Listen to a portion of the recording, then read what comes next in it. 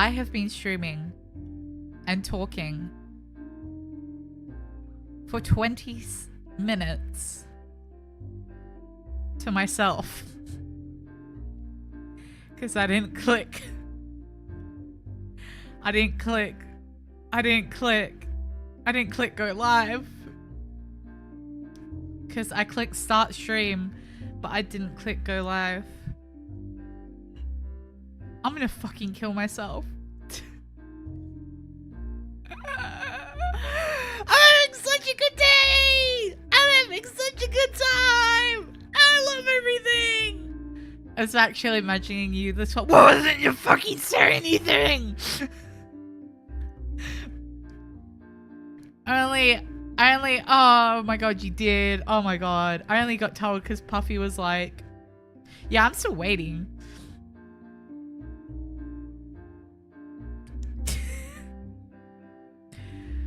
Oh, I have to reload. I played 20 minutes of the... No, fuck you. You're not getting that. Okay, basically... I took my glasses off. I got so angry. Basically, what happened in that 20 minutes is they had their first club meeting, and Millie was writing stuff up on the board and acting like the teacher, and Heather was acting like a bitch, and I was like, fuck you, Heather. And then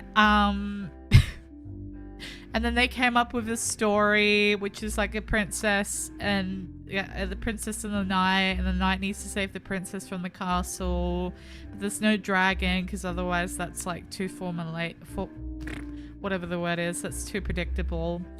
And then right now it's a couple of days later, we've officially entered Act 1. There was a cute little scene and I was like, oh, that's cute. It's a little drawing with like a bunch of little millies, and I was like, that's so cute.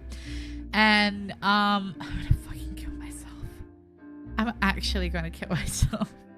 I've been live for half an hour and oh my god. It's like, why is nobody's talking today? I guess it's like slow day, whatever. I'll just keep talking to myself.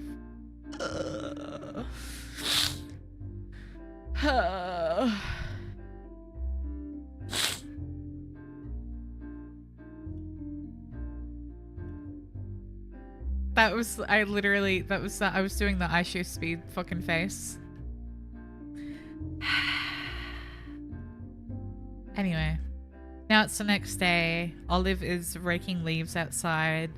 Tanya and Millie came by in Millie's car, and then Tanya full on like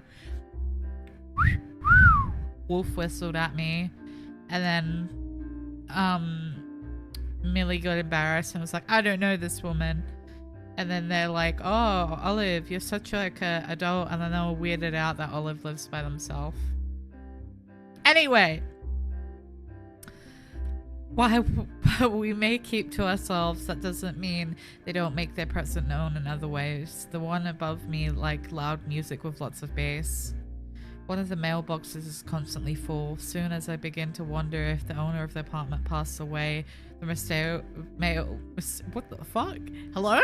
The mail mysteriously gets collected overnight and the cycle starts all over again. I wonder if that's what they think of me. We all live our lives without talking to each other at all, despite living just inches apart. That sounds so sensual. So, are we doing this thing? Should be about time we headed off. Sure. Just let me put this away.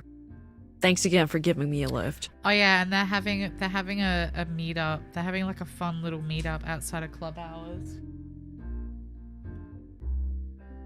Not at all. It's the least I can do after taking your free time for something like this.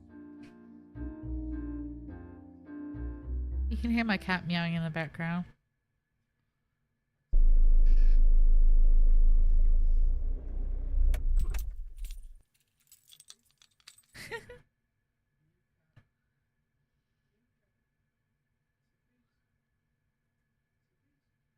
Wait, hold on. She just got her food.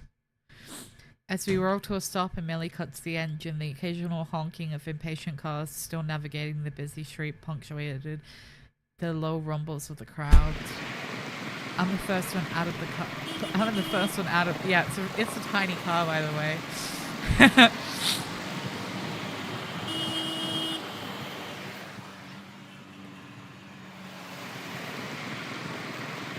Wait, hold up.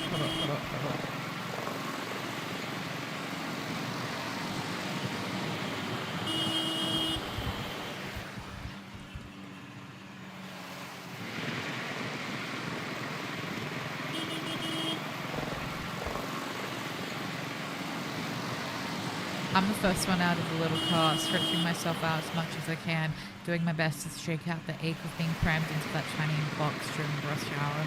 I'm in me mum's car, vroom vroom, get out my car! Millie and Tanya, on the other hand, are entirely unfazed, stepping out with little dramatics. I've never felt so embarrassed about stepping out of a car before, but I guess that's the first time for everything.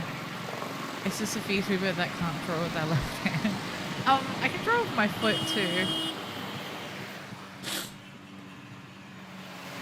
My foot drawing is very beautiful. Man, downtown's packed today. All the outlets are probably having clearances before bringing out the winter clothes. I like how she puts up a nerd finger every time. You think Heather and Darren are stuck in traffic? It was pretty blocked up on the way in. Where's this signing at anyway? Bookstore is a bit of a hike up the road from here, but this is probably the closest parking spot we're going to get. Hi, Nasty Komi. Oh my god, you're here. Welcome. The forecast called for a chance of rain today. I hope they get here soon. I like when Millie looks directly at the camera. It's kind of funny. I can't say that I've ever been to a book signing. It's rare that I even go to a bookstore these days, unless you want to count the one on campus. And damn, that sure is some traffic noise. I know, right? It's so fucking loud. It's just constantly going me, me, me, me. Me, me, me, me, me. Me, me, me, me.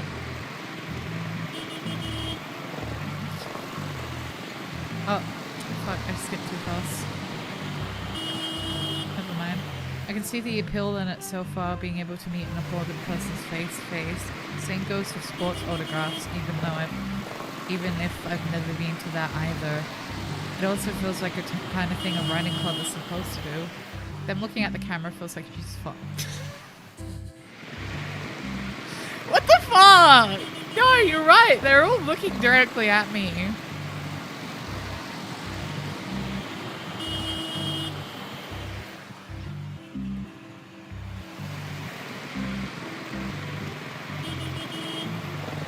Stop looking at me. What the fuck?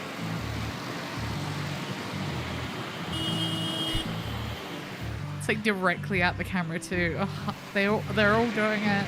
It's making me nervous now. I can't perform.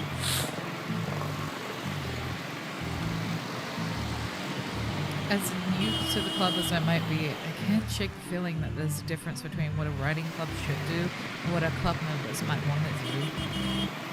Our attention is distracted from the people hugging their coats by the sharp pinging coming from Millie. What? From people from... Ah, distracted. Oh, okay. They're all freaky. They're all doing side-eye too. Oh my god, I can't fucking read today. A sharp ping coming from Millie. Tanya and I wait in silence as she pulls out the phone from her pocket and reads the incoming messages. It's Darren. So, where is he? Looks like he's not coming. Huh.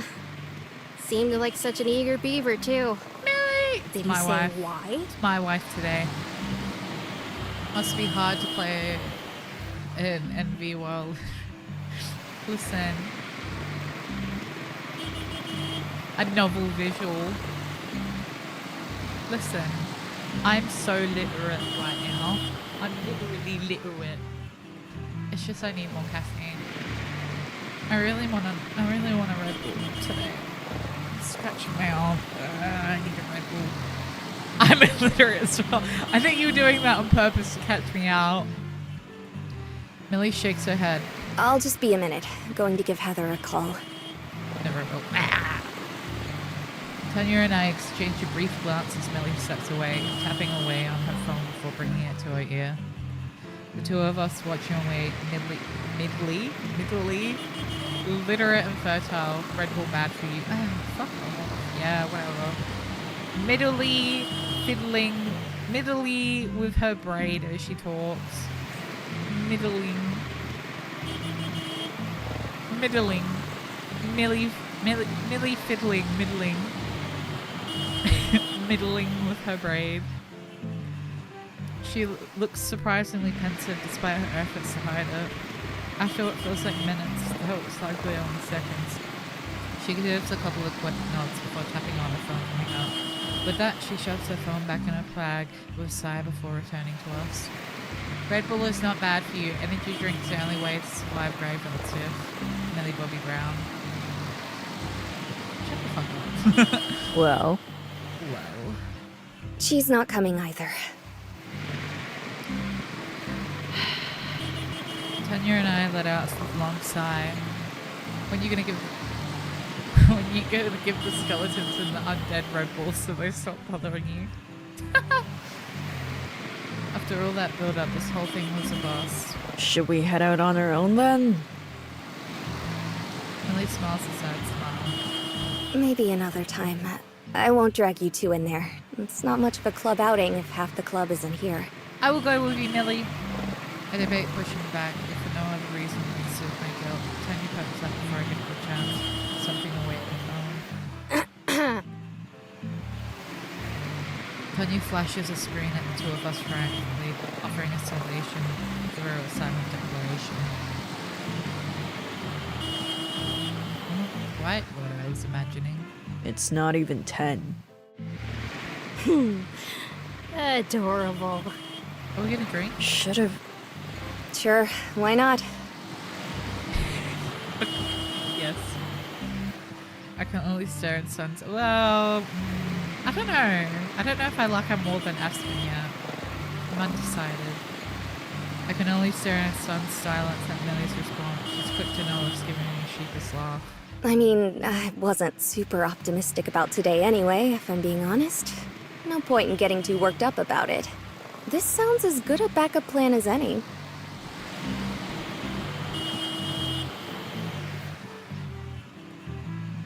Millie turns to her car, eager to get going and break eye contact. They're all fucking autistic.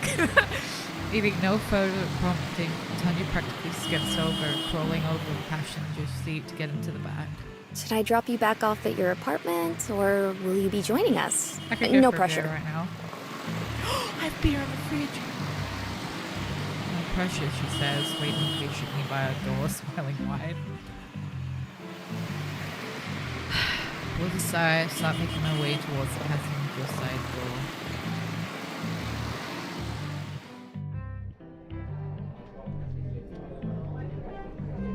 The warm hum of people chattering and glasses clinking fills the air, each of us sitting on our stools before the counter.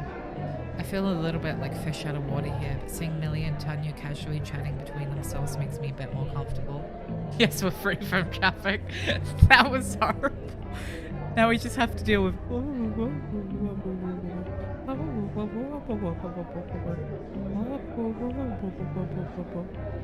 And then you just hear... Beep, beep. In hand, a cheap beer, one largely inoffensive as taste goes. The sheer variety of alcohols to try is a bit intimidating, so I decided to stick with what I know. Tanya grabbed a simple beer as well. Millie sips on some bright blue concoction. It's a cocktail at 9 a.m. It's like not even 10, so it's like the sound effect is from torture from Elemental Horror. They said it's not even 10, so it's like 9 something a.m. Having cocktails. It looks intense. It's not. I just drink it for the flavor. I hope so, with how fast she's managed to empty a glass so far. Why not have a cocktail at 9 a.m., cocktail at 10 a.m.? Listen, alright? I want a cocktail now. I could go out for some cocktail. Espresso martini is the best way to wake up. Yeah, no wake and bake, only wake and espresso martini 8. Whatever the fuck that means.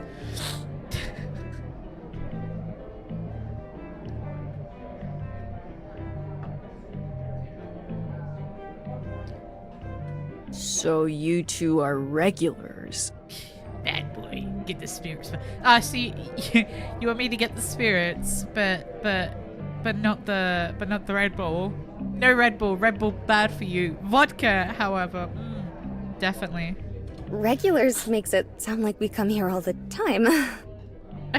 Yeah, Millie, we know you're an alcoholic. Tanya's awkward face doesn't go unnoticed. They're regulars. I think this is the second bar I've ever been to. It seems like a comfortable place. Mix both. Vodka, Red Bulls. Fuck yes. Oh, I got kicked out. I got cut off for sculling a Red Bull vodka in Sydney. You're meant to scull a Red Bull and vodka. What else are you supposed to do with it? Sip it? I sculled it and they're like, no. And I literally only had like 2 drinks beforehand. Like, no, you're getting cut off. Like, fuck you. It's a Red Bull vodka. Anyway, I'm pissed. Twofold. Hi Weeb. I was streaming for half an hour talking to myself when I realized I didn't click go live because it doesn't go live automatically. They're under stricter restrictions though. So technically no, but also the best way to drink them. You're meant to... Shut up! Yeah, fuck. It's like, if I'm going to go, for when I go to Smash, I'm just gonna find somebody. I got bit by a stray cat. Why did you write bit like that? That sounds a bit sus. But yeah, for Sydney, if we're gonna drink, I hope we can go to somebody's hotel or something, because that was fucking sucked. Like extremely minor, not blurred. Oh, okay. Bites you minorly. That was stupid. Anyway. I'm getting a hotel. Yeah, I'm getting a hotel too. I've already booked my place to Smash, by the way. The scratch though. Clean the scratch. Also, I don't know if you got like rabies to worry about, but that might be a thing you should worry about. I don't know if we have rabies in Australia. The only time I mixed vodka and Red Bull was when I was at my XBS party and I poured vodka into every container of liquid, even as AC. Okay. What the fuck happened? What the fuck? Yeah. Okay. Alright. Back to the game. You cleaned it as fast as you could. Okay, good. Yeah. Did that just like make vodka air? Cool air? I was very drunk and thought it was a funny prank. Yeah, but like, what did it do? Did it make like the cold air smell like vodka? Like, what the fuck? Can you put vodka in a humidifier? In a, not a humidifier, what's it called? Oh, fuck, I can't remember what it's called. It was kind of funny to put vodka in his coffee machine. Okay, that kind of slaps. Because then it just made super sick. Yeah, I think inhaling vapors of vodka would do that to you. What the fuck? I've never been that weird while drunk. I've never done anything stupid. Flashback to the other stream where I was talking about how I bit out an entire bit of my container and I might have swallowed it. Didn't get drunk or anything, just got sick. Yeah, I imagine. What a funny prank. If somebody just sneezed in the background of this audio. Tuskadoo. Beneath the old photos of the town on the wood trim wharves, the patrons all look clear-cut and on the younger side. Maybe that's the appeal for Millie and Tanya. They fit the scene well. In the end, it's just a bunch of people relaxing, which is how it should be. And the prices aren't bad either. Either. How's an American say either? Well, a Canadian, sorry. They aren't that bad either, or I don't think they are. I don't have much of a frame of reference. I'm glad Millie's mood has improved, but I can't help stress at least a little about our current situation. Given why I joined the club in the first place, this isn't a stellar second impression. So, I start without really thinking, drawing Millie and Tanya's eyes to me. You didn't seem that surprised about the attendance today. That's about as tame as I could have avoided that. Millie's face flattens before I get the opportunity to pat myself on the back, though. This may surprise you, but Heather isn't consistent. You don't say. Tanya punctuates that with a snort. And, well, I know you're friends, so please don't take this the wrong way, but Darren's a new recruit. I don't have much of a read on him yet. I think you're really overestimating how close we are. Oh, really? When you walked in together, I just assumed you invited a tag-along. Nope. We talked a bit and shared a few classes in high school, but that's as far as it ever went, really. Just a really weird coincidence. That being said, it does feel weird to have Darren miss something like this already, when he was supposedly stalking out the club before I was. The three of us sit on that for a minute, none of us quite sure where to take the conversation from here. Somebody just coughed in the background too. I like the looping track of just blah blah blah blah blah blah blah blah blah. Ugh, those two are a pain in the ass. Tanya? Whoa. Well, it's not like I'm innocent either. Either. Okay, I'll say it as either. What the fuck did I say? I said either too, but then I was like, what happens if they say either? Yeah, whatever. Go on. I'm just here because I need the help to pass my English course. I don't have a creative bone in my body. Huh? Is that all it is? You sound disappointed. As opposed to Millie, who just looks disappointed. Wahoo! I thought it was gonna be something saucier. Sorry to be the bearer of bad news. There's not a saucy bone in my body either.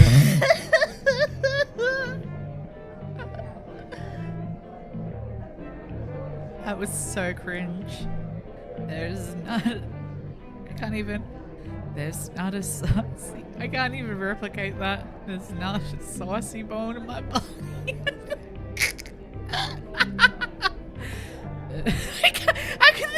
How did they do that with a straight face? What the fuck? Sorry to be the bearer of bad news.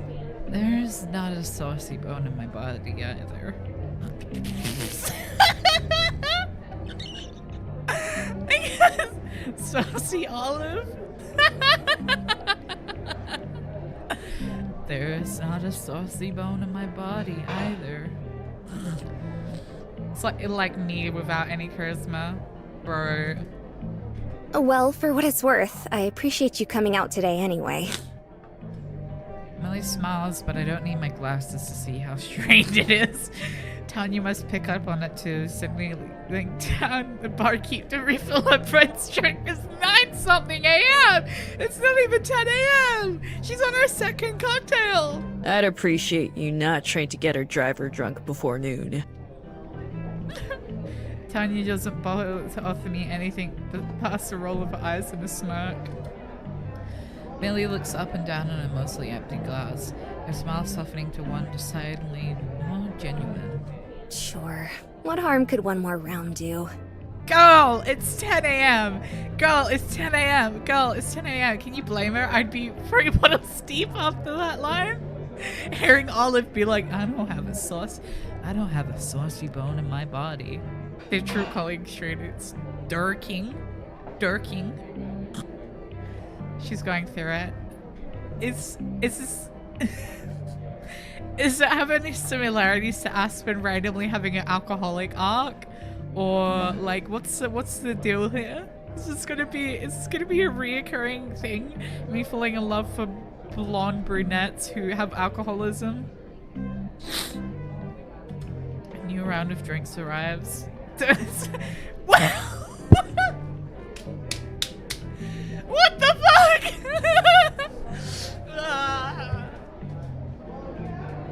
I'm on my alcoholistic. Do I have news for you? Oh. I'm currently in my alcoholism arc. I can relate.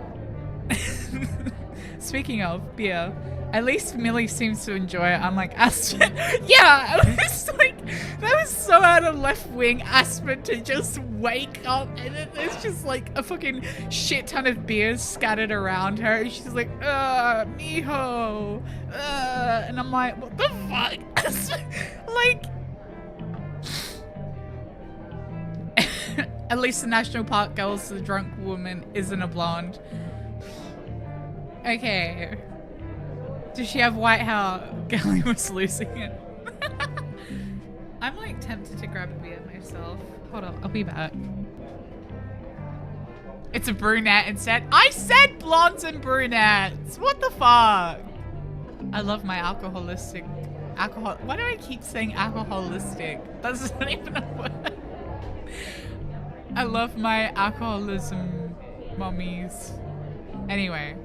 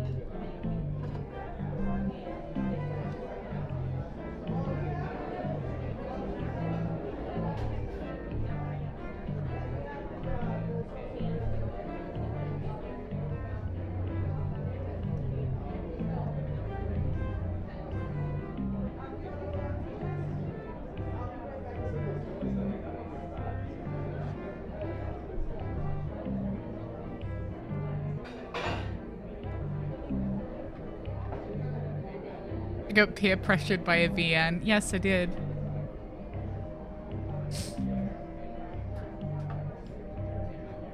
Then there's Mariah.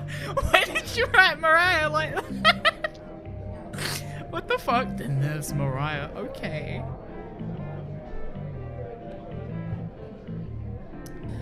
You know what I really want to do? I just want to go to a fucking pub and like drink at a pub. I won't be able to until after Fest. I hate it so bad.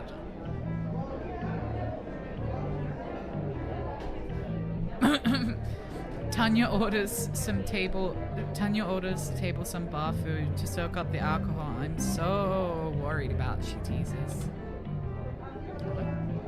Ah!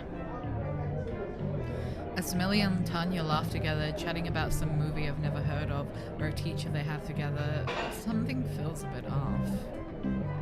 Oh, hello? Are we gonna trauma dump? Are we gonna trauma dump together? I'm so excited. Wait, I do have to ask.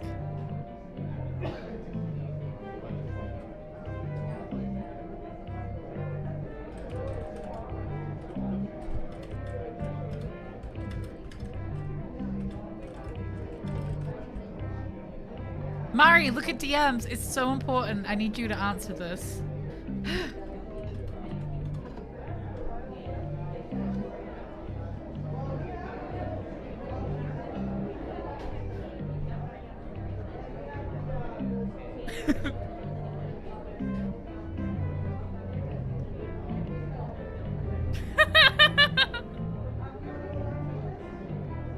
He heard you say a smelly instead of as Smelly and Tanya laugh at each other, chatting about some movie I've never heard of or a teacher they have together. Something feels a bit off. Why is it not hello?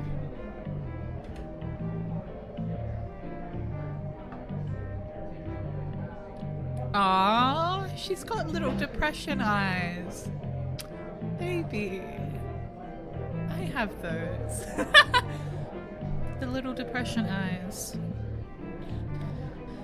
When the conversation lulls, I catch a glance of Millie looking down at her drink, brow furrowed and lips pursed. The moment Tanya pipes it up again, it disappears, but never quite completely. She has issues. Ooh.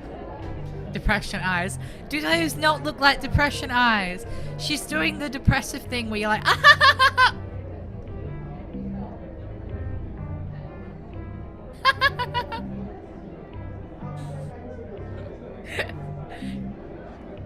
Look, if you get it, you get it. It's like, you know?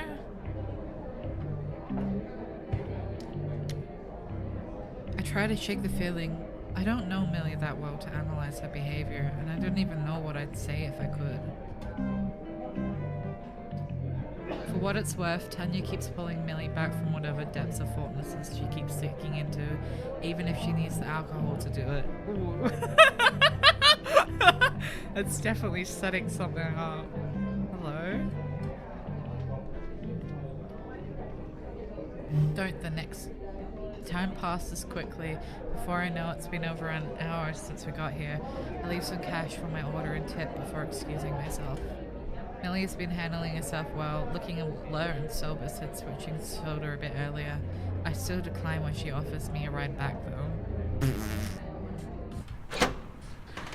Stepping outside into the frigid air. Sorry, I can't get up. No thanks. I think you're drunk.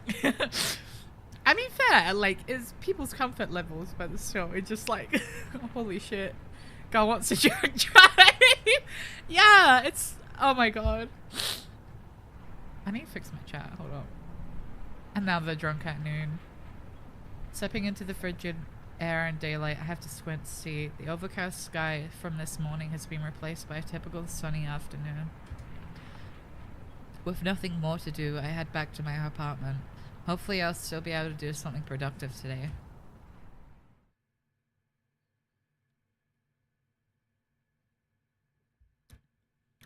One week later. What, we're not even going to talk about our story? Millie's handwriting reads more like an alien language as I squint and concentrate to make out her sentences. What might have started as cursive... What might have started as cursive has evolved into a scroll as the pen was desperately trying to keep up with a train of thought. Ah, depressed ADHD, I see. A bottle of vodka in the morning as part of a balanced breakfast. I am finished. We have vodka, cigarette, and coffee. Black coffee, and that's breakfast. What's all this? Editor's notes. Do you have them in English? I love Donovu's voice, how they have that, like, it's that specific squeak where it goes like, it pitches up. It's like English. They do it all the time. No matter what character they're playing, or even if they're just talking themselves, they always squeak up. And it's, I love their squeaks. Anyway. With my story writing complete, well, Millie decided it's best that we go over things more in detail after the club. The outdoor seating was also her idea, even if the small tables make trying to sit through this mess even more of a hassle. Squeak. Ratovu. Well, where I'm from, a breakfast is fruit, vegetables, vodka, and a cigarette. Isn't it beer as well? Didn't you say like ages ago you're from Germany? Or did I make that up?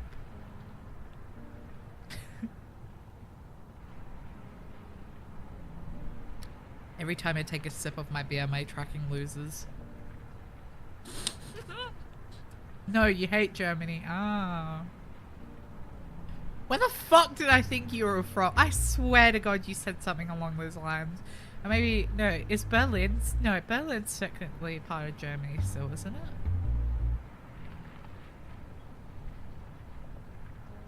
You're somewhere there. Are you what was are you what was previously known as Prussia? My family was from Prussia. We were like right on the cusp of Germany and Poland. So some of them were born in what's now known as Poland and speak Polish, and some of them were born in what's now known as Germany and speak German. They're dead though. My dad's family's from Austria. They've been what the fuck did I think you were German?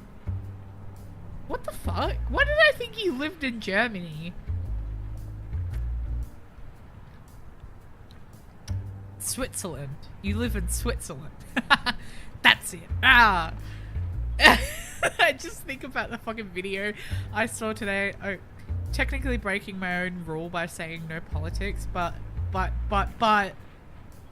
if it wasn't for us, you'd all be speaking German, he says at Switzerland. Anyway, given how extensive her notes are, any optimism I may have has oh my god. Any optimism I may have had has been quickly dashed. Eastern Europe countries. What the fuck? I'm just trying to dox my longtime viewer. No, actually you're from Germany. I don't know why. I don't know why and how I thought that.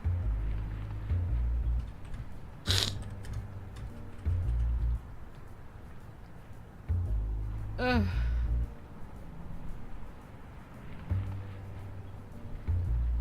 The Balkans. I know you can't expect perfection immediately, but even as the professional was half as thorough as Millie, it's still pretty handily being a failing mark. Slouching in my I love Olive's inner thoughts. They're so stupid. Slouching into my uneven seat. Of course you picked that up, you fucking autist.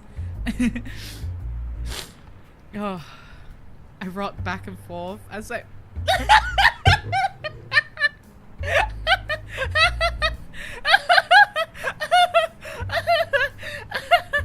holy shit. They're so as someone that has autism, I can Olive is autistic. What the fuck is that? Slouching into my uneven seat, I rock back and forth. Okay. A cups of coffee steam away on the table between us, Millie's bright face watching my own. It's been a week since I failed outing, with a couple of club meetings happening since then. If she's annoyed or sad about what happened, she hasn't showed up. I'm seeing the vision for autism, Olive. Look, okay. I get that everyone wears the same thing every day, but the fact that, like, Olive's ensemble is just so specific. I don't know. Just wearing... Olive is a Redditor. No!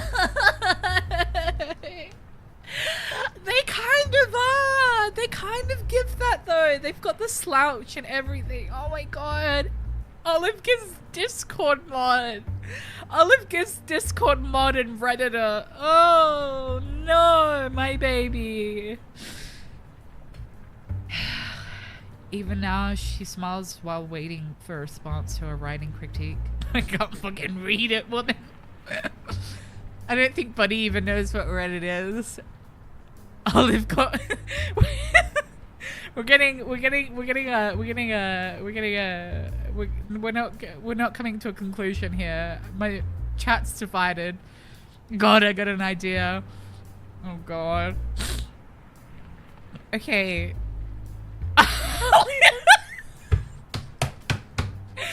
That's exactly what I was thinking. That's what, when you said Olive, oh my god, Olive is an incel. No, Olive's like an accidental incel. Olive's an accidental incel, I believe. I believe they're not saying it with their full chest because they hate women. They're saying it because they're Olive would unironically be like, I'm such a fat fucking chud.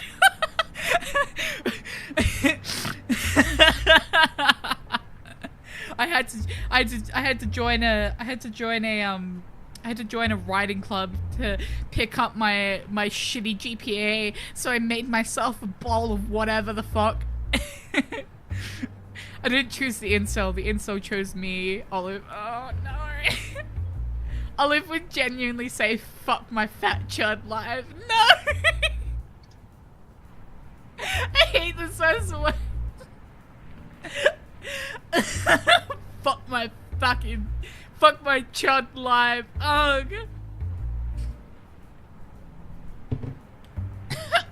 They'd put up their finger and be like, nothing ever happens. Puts up their finger, require context. This is the worst. No, but do you see it, Murray? Do you see it?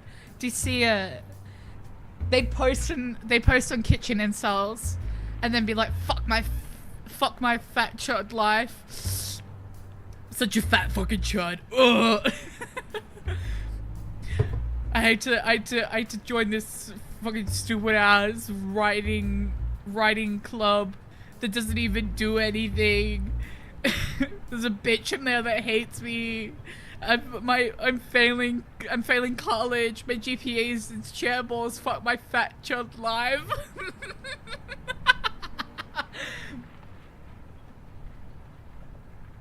They're just a baby. They're just a baby. Alternatively, you say something like skibbity sigma in front of Olive, and they're like, does 6-7 in front of Olive. Olive just Olive goes into r/advice. Ugh. They dress like a Redditor too.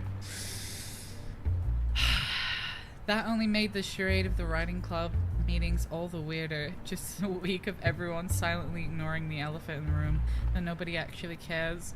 Got a 1.2 GPA buttered toast. Oh my god. I need to draw them like that. I need to draw them as various Wojaks now.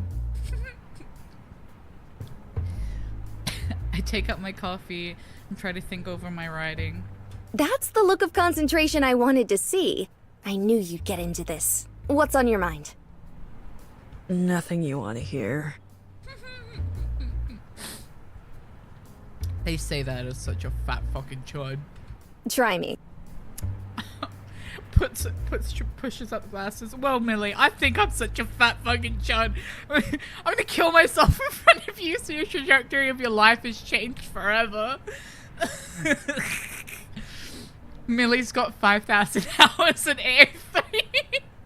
Millie's like, yes, I want to be a professional writer. I love writing. Pulls up her extensive list of yaoi. That these glasses are giving me a headache.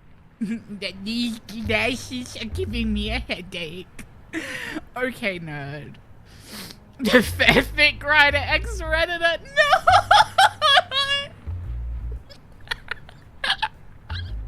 You're bullying my babies. My babies. My babies. And you're bullying them? What do you mean AO3 shut down, huh? Like there's another one? What the fuck? What? Don't tell me that.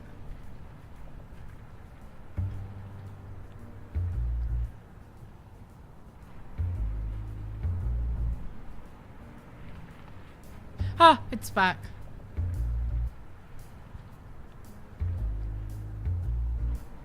You scared me. No, the maintenance already done. Millie lives and breathes to the Yuri and AOT. It went down for 15 hours yet. Oh, I probably slept through that, to be honest.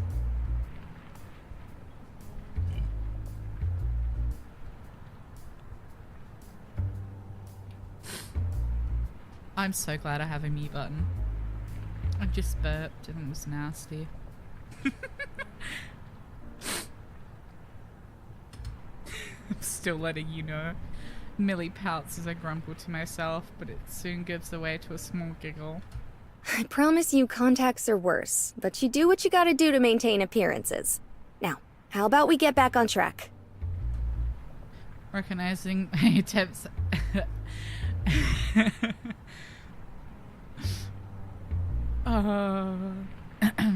Recognize. Okay, I gotta get back into my voice. I gotta get back into my Redditor voice. Olive sees Reddit went public. Stop! Oh!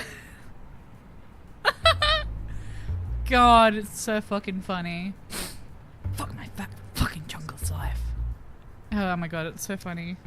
Okay, no, I gotta pitch down. I gotta talk in my Redditor voice. Recognizing that my attempts at avoiding this any further is thoroughly squashed, I return to Millie's notes with a sigh. Almost everything here is covered in corrections and fixes.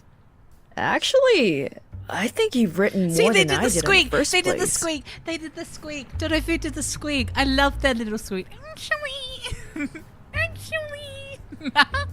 I love them so much. I appreciate the effort you're putting in, but man, it's hard to stay optimistic about this. What chance do you think I have here, honestly? Millie with a fucking finger up. Actually. Are you going to do a second draft with all the notes? Oliver's a nerd emoji incarnate. Stop bullying my child. Stop bullying my baby. That's my baby. That's my child. Leave them alone. It's like to the tune of "Leave Brittany alone. Leave Olive alone." Well, sure. I won't be starting from scratch, so this should be doable by next week's meeting. Someone made an edit of. I was actually gonna. What you playing? I'm playing Twofold. It's a visual novel that's has a non-binary main protagonist in it, and it's about joining either a writing club or a art club, and I have joined the writing club with Millie the blonde. Yay! It's also voiced by Dodovu.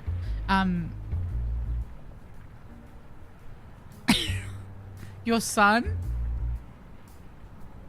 Wait, huh?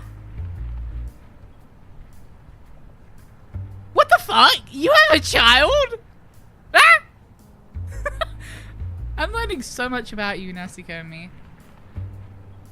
But yeah, weeb. I said it, I was actually gonna draw Aspen as a nerd emoji. I haven't gotten around to it yet. Honestly, today I was like, I've had such a bad day today. I'm gonna start drawing. I'm gonna like play Please Be Happy again, and then just draw Aspen. I've had a child this whole time. How fucking old are you? Every kid got their chud face. How old are you, Nasikomi? What the hell? What do you mean? I fear for your thoughts on Hannah. Listen. Anyone I'm in love with is an automatic nerd emoji. But what the fuck? Okay, yeah. Before I decided I was gonna stream, I was gonna like play Peace Be Happy again. Fine, I'll do that after this one. Wow, instantly exposed me to keys. I'm sorry, I thought you were my age. What the fuck? Rock Woman is so good. I love any woman because I'm a fucking... I'm on stream. I say to myself as I rock back and forth, I'm on stream. I can't say that.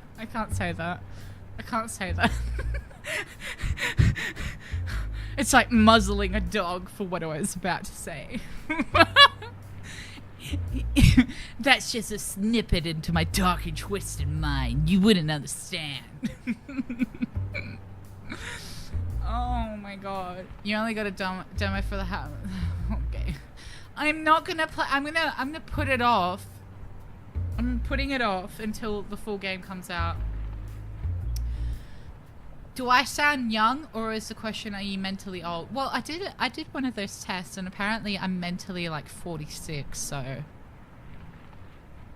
You are 46 years old. Mentally unk. Yeah, I'm mentally unk. I do the 6'7". I do skibbity Rizzler, but I'm actually 46 years old. But yeah, 46. Yeah, no. I mean, like, you don't think it because of how I act. But, like, the way I think and the shit I've been through already, I'm, like, mentally nearly my 50s. I've done multiple tests, and I'm always, like, middle-aged. I'm 24. I'm turning 25. I'm not I'm in my prime.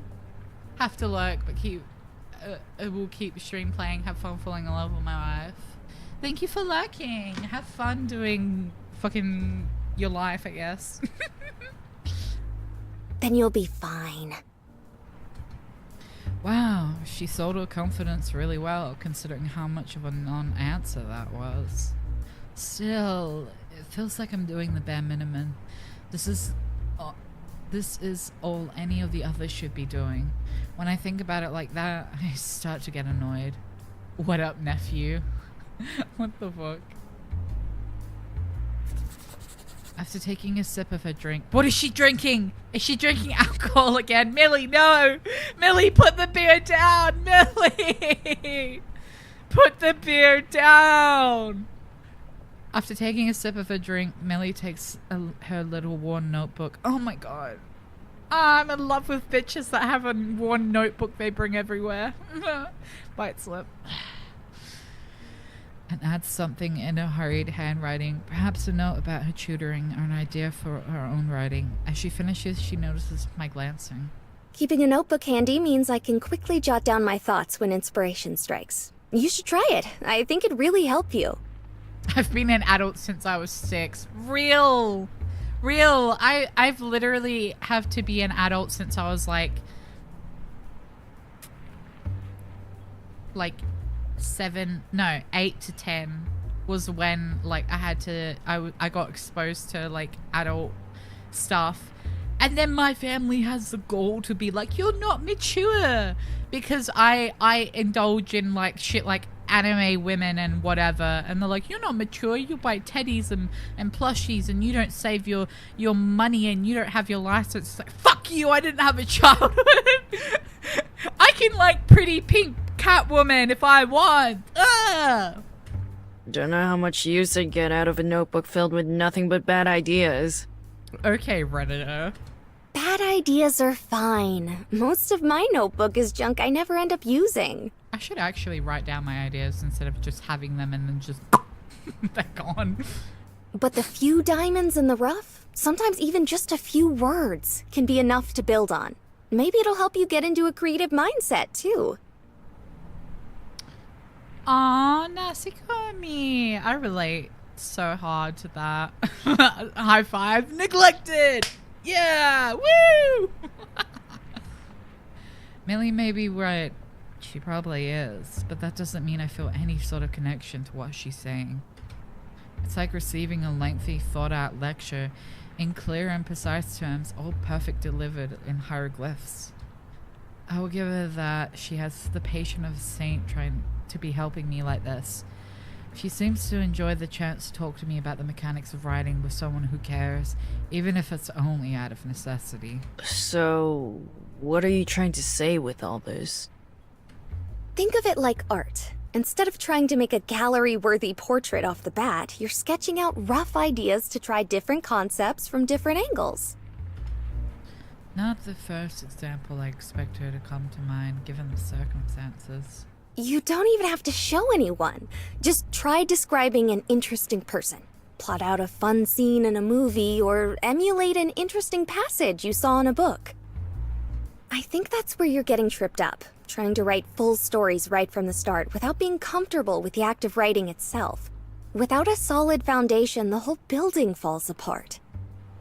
And how long am I gonna be doing these sketches? As long as you're writing, of course. It's a critical part of the process, no matter how experienced you are. Unable to contain my excitement, I drink the rest of my increasingly lukewarm coffee. As dispirited as I might feel from her feedback, at least it's a sense of a direction. Not left wallowing in my own misery, even if I don't make it to the end. Looking up at her face brimming with excitement at the prospect of making meaningless scraps of writing over and over for weeks or months ahead, I can't help but feel out of place next to her. It isn't just her either. Darren's ability to scroll away about esoteric subjects even as a freshman still taunts me, and even Heather seems comfortable jotting down this and that to keep her studious lever off her back. Hey, Millie? Yes? I know I'm at least partially to blame, and I really appreciate it, but how do you find so much energy to devote to this? That sounded so weird. I skipped too fast, I think. The question takes her a little off guard, breaking through her lecturing attitude as she thoughtfully sets down a drink. Why right, huh? And then she's gonna be like, oh, it's to distract me of my horrible life, actually. It's to free me from my depression. I suppose that I could say something corny, like creativity brings out the best in people, or something. Spin some tale about the power of the great author's writings, opening one's mind and taking us on wild adventures. I'm waiting for the bite. I'm waiting for the butt. I'm getting there. My earliest memories are of my mother reading to me. We read a lot together, even as I grew up. Maybe it's a little selfish, but I wanted to hold on to that feeling. Maybe even share that sense of companionship with others. Making our own. That's what this club is supposed to be. A place for individuals to get together and offer each other glimpses into themselves, to maybe find a speck of common interest to nurture and grow. Or, well, that's what I thought. It hurts a little to see her wistful smile slowly fade, reality sleeping in through the cracks in a carefully maintained idealism. I guess it didn't quite work out that way. Aww. That was heavier than I expected from a question intended to simplify the air. Well, no reason why it still can't be. I guess she was expecting something more defeatist from me, given the surprise on her face. No, of course. Thanks for the reminder. For what it's worth, I'm glad you managed to find a hobby that means so much to you. What a fucking nerd. That's so cute. We all have our vices. I think your vices is a bit more than writing that. Go off. Taking my coffee in one hand, I grab my backpack from the ground and sling it over my shoulder as I rise to my feet. Where are you off to? Much as I'd love to stay and talk more, I also like being able to pay rent, so I'm off to the diner for the evening shift. See you tomorrow, Millie. They talk like, oh my god, now that you're talking about it, they talk like such a Redditor. Oh, and sorry about the grumbling. I just haven't found my footing yet. I'll have a proper look over your notes when I get home and start working on a second draft. It's no problem. Make sure you buy a notebook sometime. A proper one. Spoil yourself. I'm sure it'll help. Yes, Queen, I will. As usual, it doesn't take long for her to bounce back. At least we're not parting on a sad note. With that, I give her a curt wave and start to walk off out of the cafe. I can't say that today was exactly productive, but I suppose I should count myself lucky that Millie's taking this tutoring seriously. I didn't want to say it, but I can't deny it, so obvious. Oh god, my little Redditor baby. Death. What the fuck?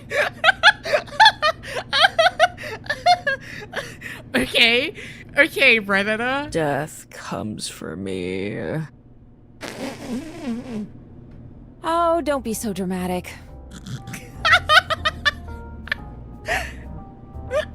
That's like the type of shit they'd post on Kitchen Incels. Death comes for me. made myself a fucking bowl. Death, as said by the church, made myself a bowl of bullshit. Death comes for me. She flicks my back with a hand towel, but I barely flinch. I've had some long days here, but today was the crazy, even by our standards. I shouldn't complain. A lot of people my age can't even get a job, and having my mom around does make things better. I get along fine with the other stuff too, though we rarely actually share a shift. Still, I can't bring myself to eat burgers though, not after making them one after the other for hours on end every shift. Mom visibly reassesses her snark after I push myself off the counter and look up to her. Yes, I'm not hiding the exhaustion well, not like I was really trying to. Thanks for your work, dear. It was a rough day, but you got through. I'm going to sleep forever when I get home. I don't know about forever, but you've earned yourself a good rest. She looks at me for a moment before shuffling herself into a booth, patting the seat next to her. Eager for an excuse to rest my feet, I oblige. Are you okay, Ollie? I'm fine. Just tired. No point in complaining to her. It's not like Mom can change anything. When I think about it, I think most of my problems come down to feeling like I have no control over my life right now. Ha! Real. With so few cooks and Mom already overworked, I have to fill in when I can at the diner. Then there's the fact that all my time between sleep, school, and work is filled with frantic studying just to keep up with the others in my classes. How is school going? You said that you joined a new club, right? Yeah, the writing club. It's a bit weird, but at least it'll help me get the credits I need. A bit weird? A bit weird? Yeah, see? Why would they say that? They show up whenever they feel like it and barely even pretend to work while they're around. The supervising professor doesn't bother attending at all while the leader is... well, she tries her hardest. I wish I had an ounce of the passion she has, whether for writing or anything else. It'd make this a lot easier. Sounds like she's an admirable person. She is. That's what bugs me. Oh, you think she's being taken advantage of? Yeah. Everyone shows up, but doesn't bother putting in any effort. She must know that, but she just smiles through it. I think that's what bothered me so much about her tutoring. Am I taking advantage of her enthusiasm like the others? The only reason I'm in a club is to pass my exams, after all. As I think to myself, I notice a familiar smile on Mum's face, the same she gave me as a child whenever she saw through a petty lie, whenever she saw what I was actually saying. I'm sure she'd be happy to see you care so much. I don't know what you're talking about. Mm-hmm. Maybe I have a future in writing after all, with how easily I apparently am to read. Either way, it sounds to me like the club being all on the same page would help the both of you out quite a bit. Do you think I should be doing something about it? That's for you to figure out. You know best. All I'm saying is that sometimes doing things we're not used to is a good thing. Life would be awfully boring if we all stayed the same our whole lives, right? Yeah, I guess. Oh, I almost forgot. If you need any time off work for club things, just tell me. I'm sure you can pull some strings. I cringe at her little overreacted wink. I have no doubt Mum's doing what she thinks is best for me, but I couldn't possibly ask that of her. She's already run off her feet just to make ends meet. Not that she'd tell me so. There's an unwritten understanding between us that we're both in this together. Writing might not come naturally to me, but I guess I owe it to Millie to do what I can for the club. It feels wrong to use it to pass my exams, then bounce and leave them to their fate. Somehow it feels like an even steeper slope to climb than all the other stresses in my life right now.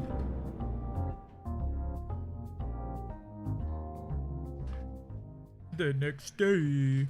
Okay, a few days later. Whatever.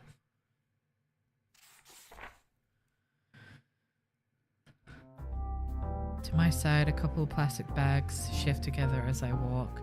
By some miracle, a half a dozen hearty muffins somehow survive the bike trip over. It's not often that I get the chance to cook for others outside of work, though. My motivations aren't exactly pure. If Millie's optimism can't get people interested in the club, then maybe outright bribery will. Coming to the door, I can already hear Millie's muffled lecturing. Taking a breath to summon what little energy I have at this time of day, I take the door handle and swing it open.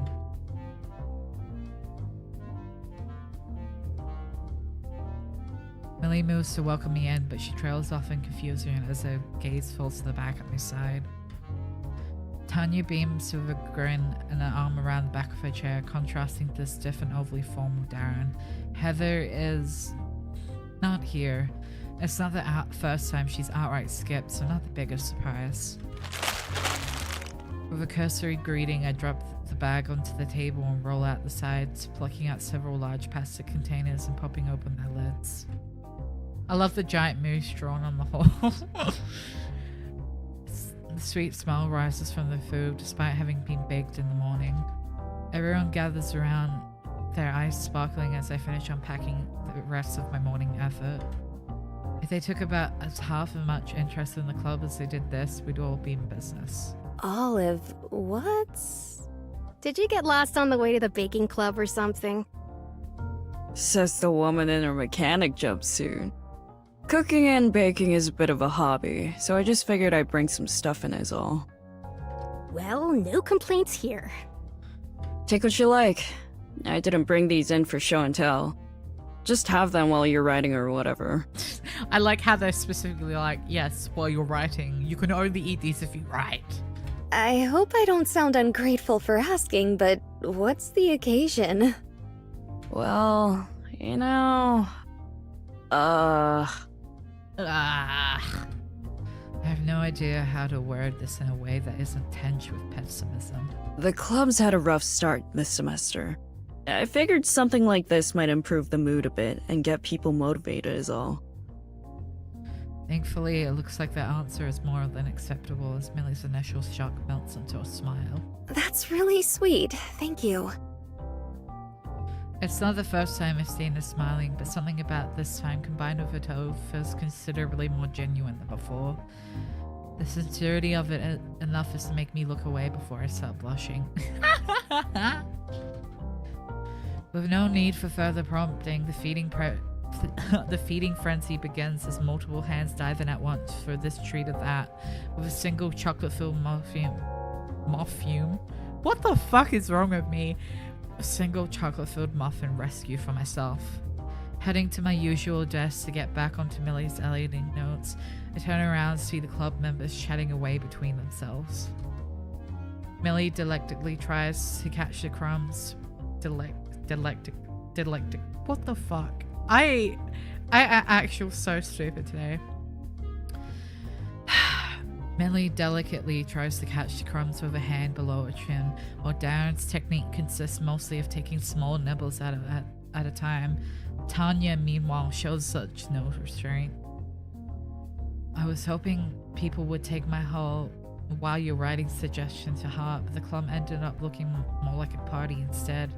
At least Millie seems to be happy chatting away, so I'm fine calling it a small victory. Maybe I should make the most of the social atmosphere, especially since I'm going to be around these people for a while yet.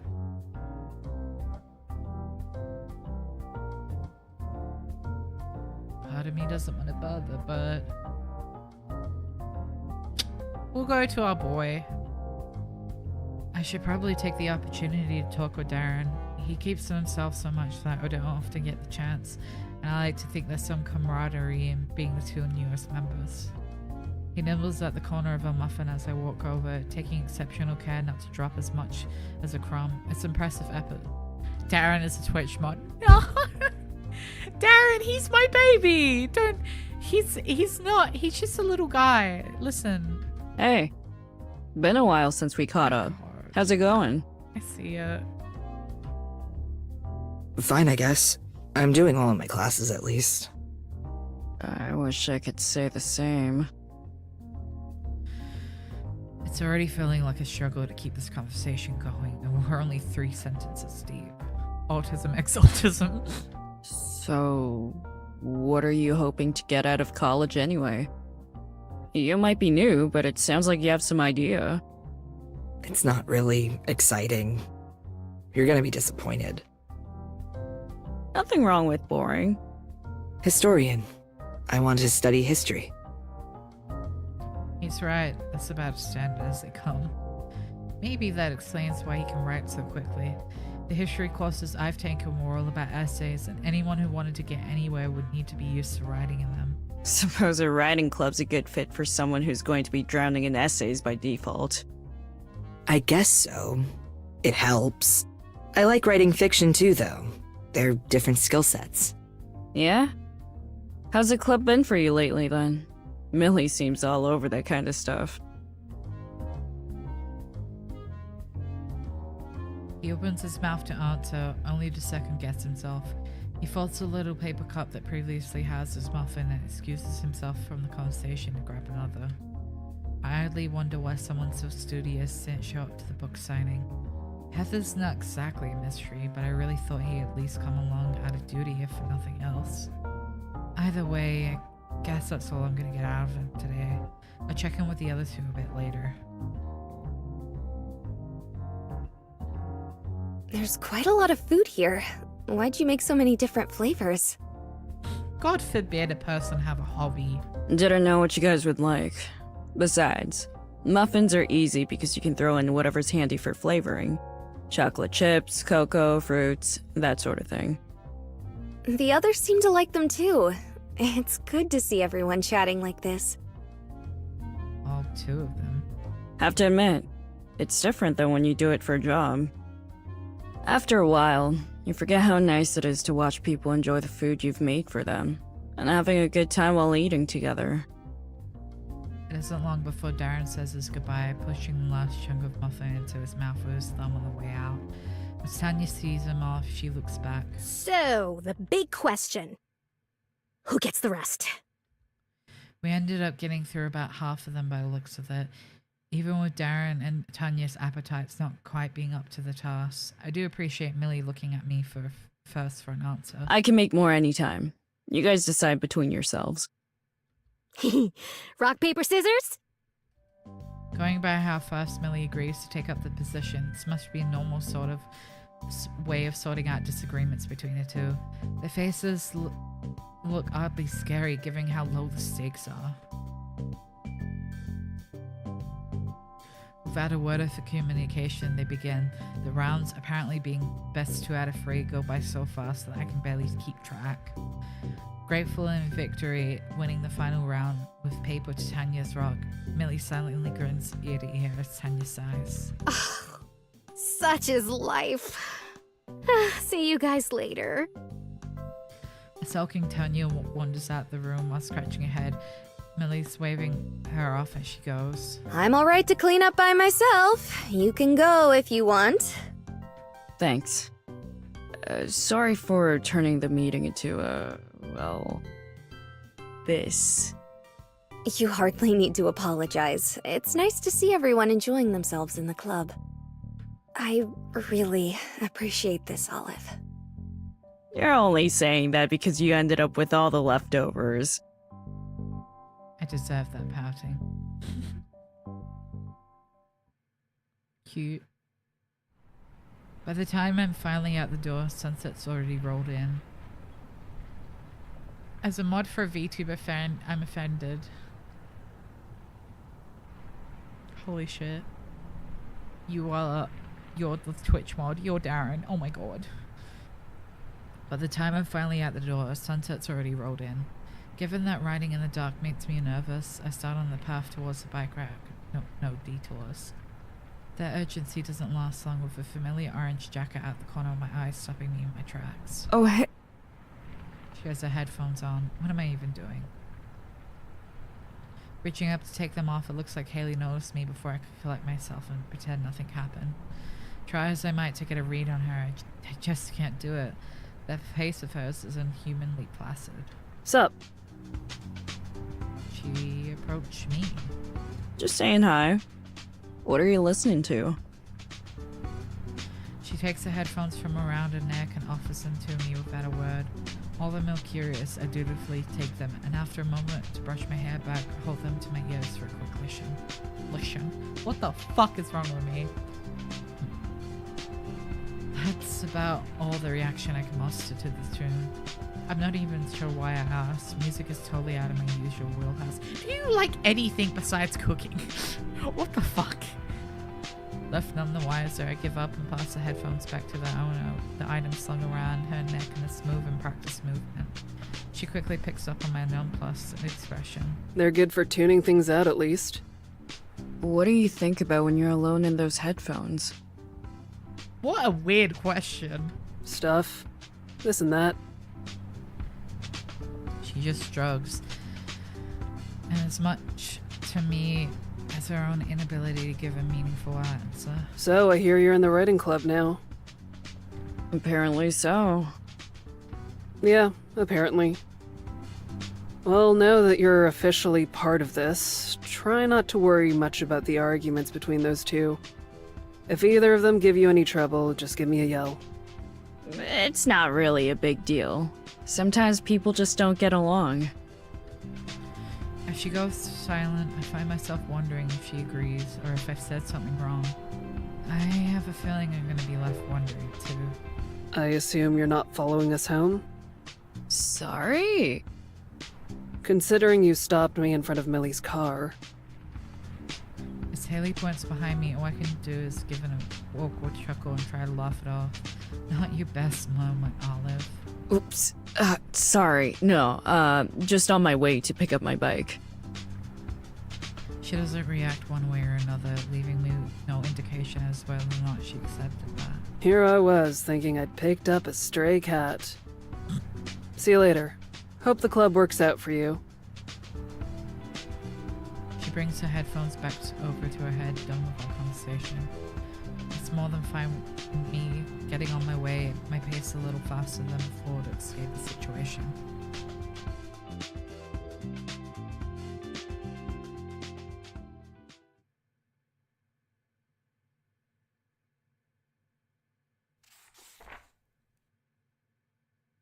This is the end for me.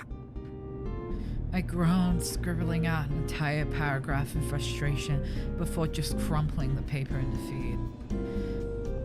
If it were any other time in my life, I might have accepted the admittedly mediocre work I've been struggling with for the past 3 hours.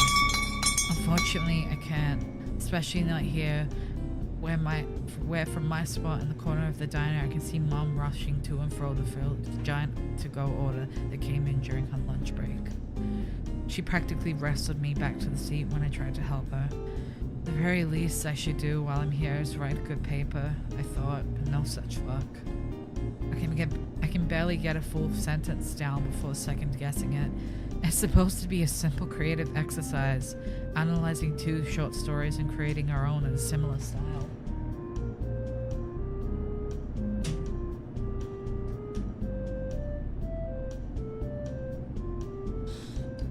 I have dinner now. No, it's fine. It's still so fucking warm in the office.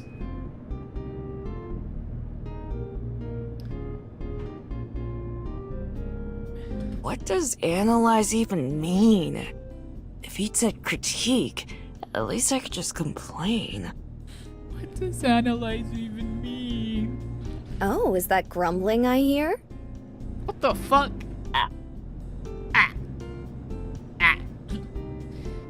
Millie peeks over my shoulder for a moment before giggling at my surprise, sliding in the seat across to me. I should be embarrassed at all the drafts scattered around the table. Instead, I barely grimace as she gingerly pushes me some of the crumpled papers aside. I see you have your work cut out for you already, huh? My torture, you mean? Mm-hmm. Luckily for you, I'm here to rescue you.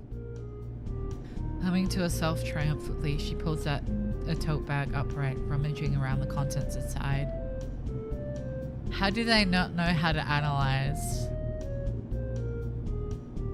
I know, right? Since they're like more into like I mean, analyzing comes up in like like science and stuff.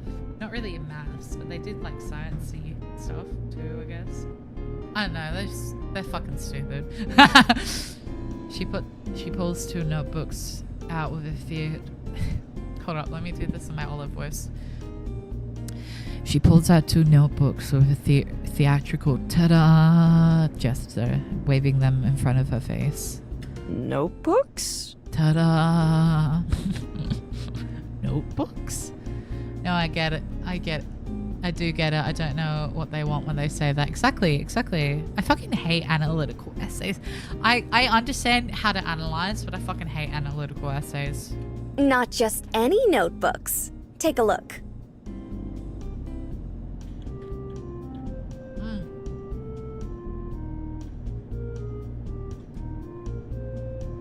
Hold up, I took a bite out of my dinner.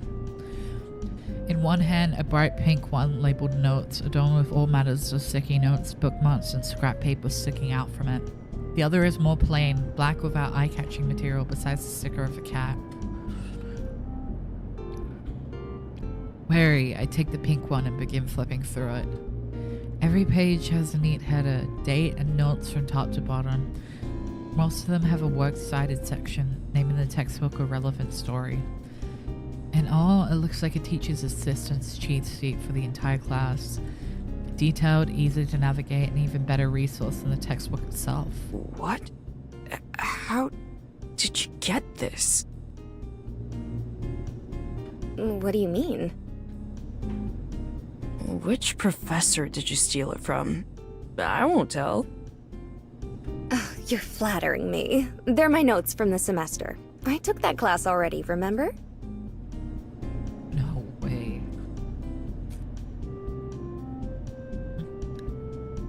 My food's too hot. My face must betray the accurate amount of awe and healthy amount of alarm, because she quickly laughs and takes a notebook, closing it. Don't get me wrong, I wouldn't bother being so meticulous if it was anything but writing. But since I was running the club, I really wanted them to stand the test of time. I do want them back, but...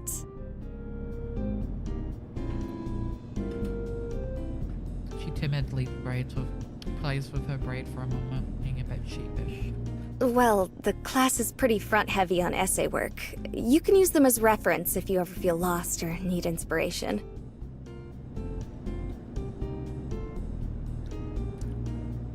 It just means to study or examine something, just describe it and describe whatever you find out about it. Okay, old man. I don't know what to say. Just, obviously... Thank you. Really. I owe you. Please, it's fine.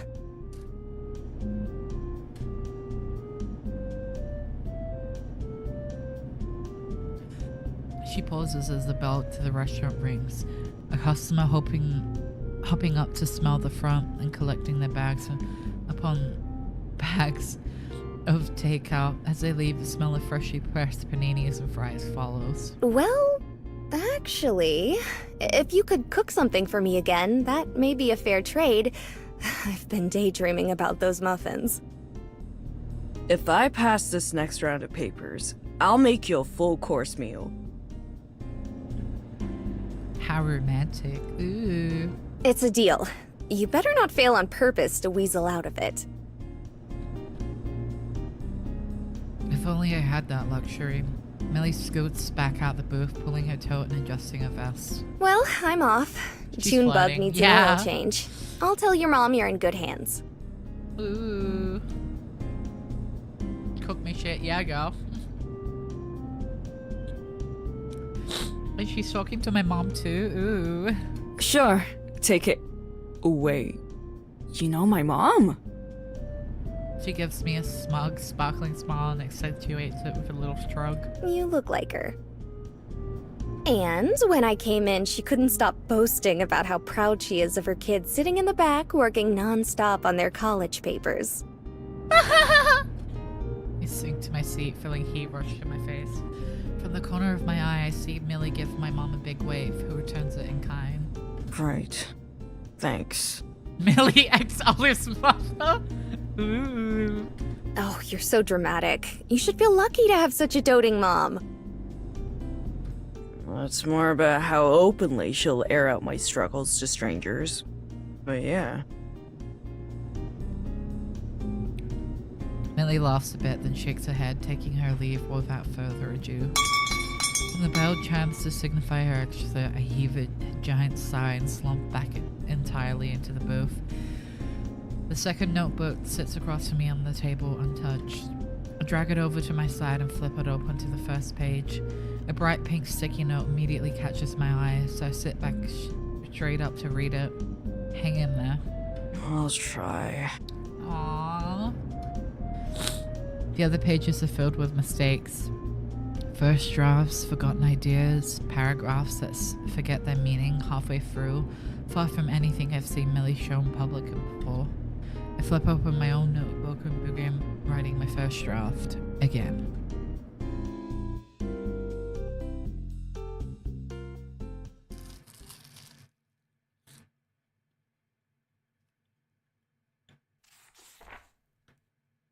You can hear me crunch my sausage roll.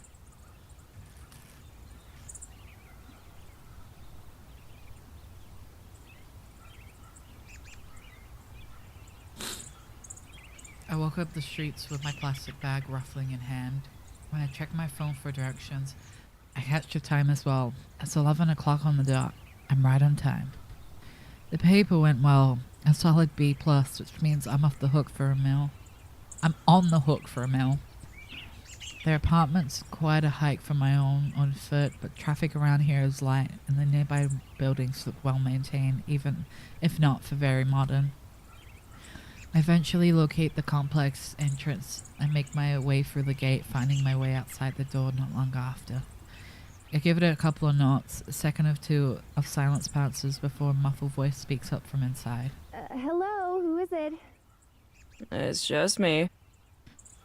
With a click and a shunt, the lock jiggles open, with the door itself following soon after. Good afternoon, Olive. Come right in.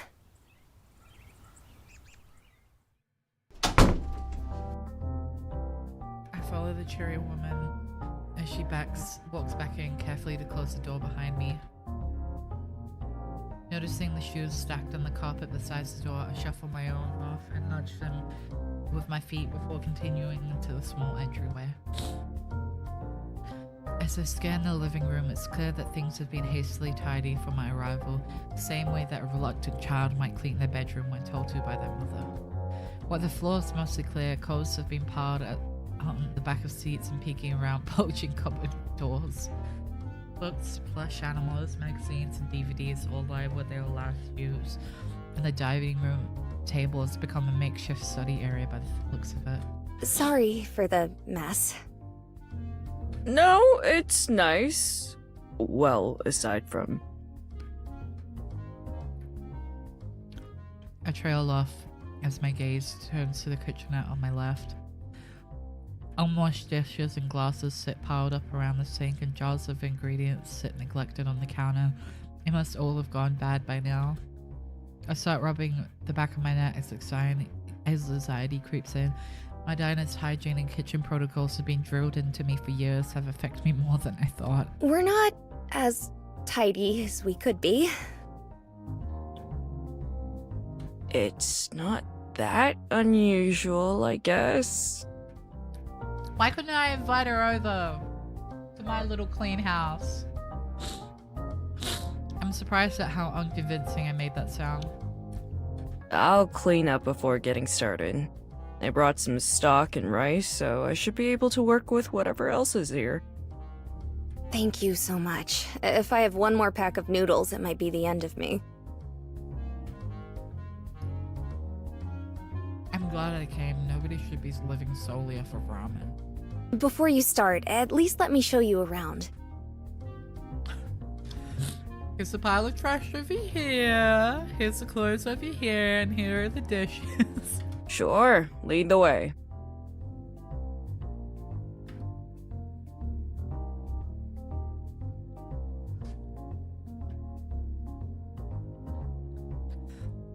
After pointing this and that out, from the locations of the bathroom to where Haley and Caprice's room are, we arrive at Millie's room as she swings open the door. And this is my bedroom. It's a bit cramped, but you get used to it. She's not wrong about the size. Most of the apartment space is being dedicated to the combined living room and kitchen. She's made good use of it though, the bookshelf being filled to capacity and a laptop and a well-used notebook squeezed into the old table in the corner. It's impressive that she's managed to make such a close-row space feel so homey. A series of books on the shelves next to me catch my eye as I reach out to take one of the thicker ones. The majority of the books seem to be in this style, being plain hardcovers with their titles in glided cursive, as many being non-fiction as fiction. As Millie looks back at me for a comment, I realize that I probably should have asked first. Sorry, curiosity got the better of me. I have to admit, though, child psych is a pretty niche genre.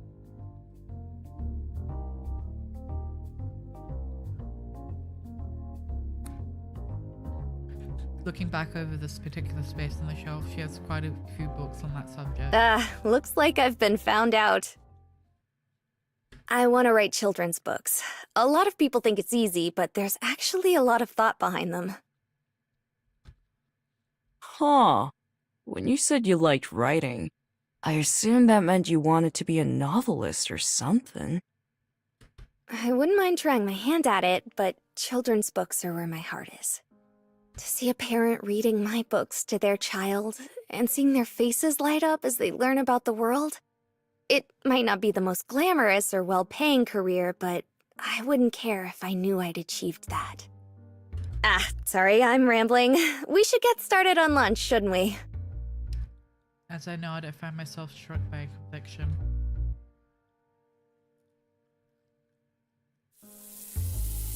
With the pile of dirty dishes slowly starting to shrink, I manage to make good progress on washing while Millie tidies up elsewhere in the apartment, either inspired or embarrassed by me being here.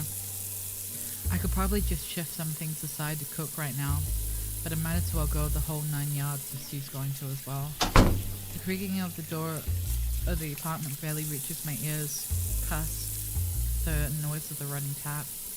It isn't long before I see who our visitor is, poking her head around the corner. Haley managed to keep her placid face at the side of me, picking off her ever-present headphones and setting them around her neck with practiced ease. I'm starting to wonder if she wears them to bed at this rate. Hey, Millie! Some weirdo's broken in and is doing our dishes. Let them finish before calling the cops. Okay. Hi, Haley. Has Millie really stuck you on dishwashing duty? Technically, I was here to make lunch, but there's no point in making food if there's nothing to put it on. You're hungry now? You should eat sausage roll. I don't know why, but I'm in like a hello sausage roll craze. Is it always like this? Oops. I'd apologize for the mess, but I assume Millie's beat me to the punch already. We just scavenge whatever's mostly clean till we run out of plates. It's worked out fine for 2 years now.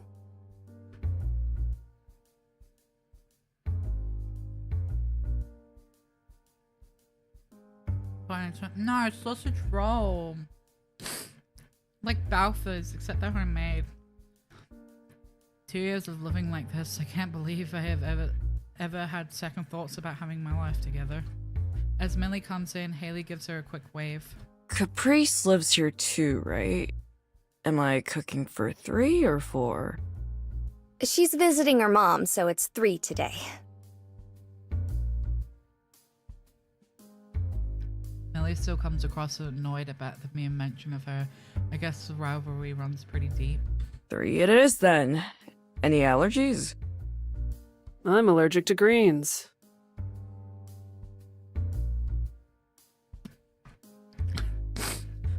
How am I supposed to tell if she's joking when she uses that deadpan voice? The only hint is Millie's unsurprised sigh.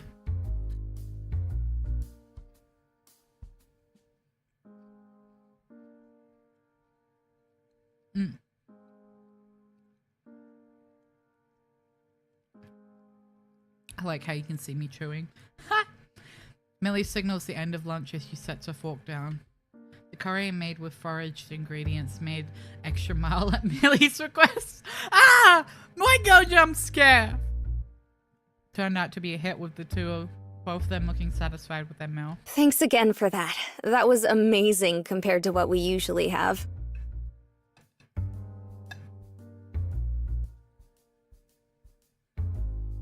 Could have been spicier.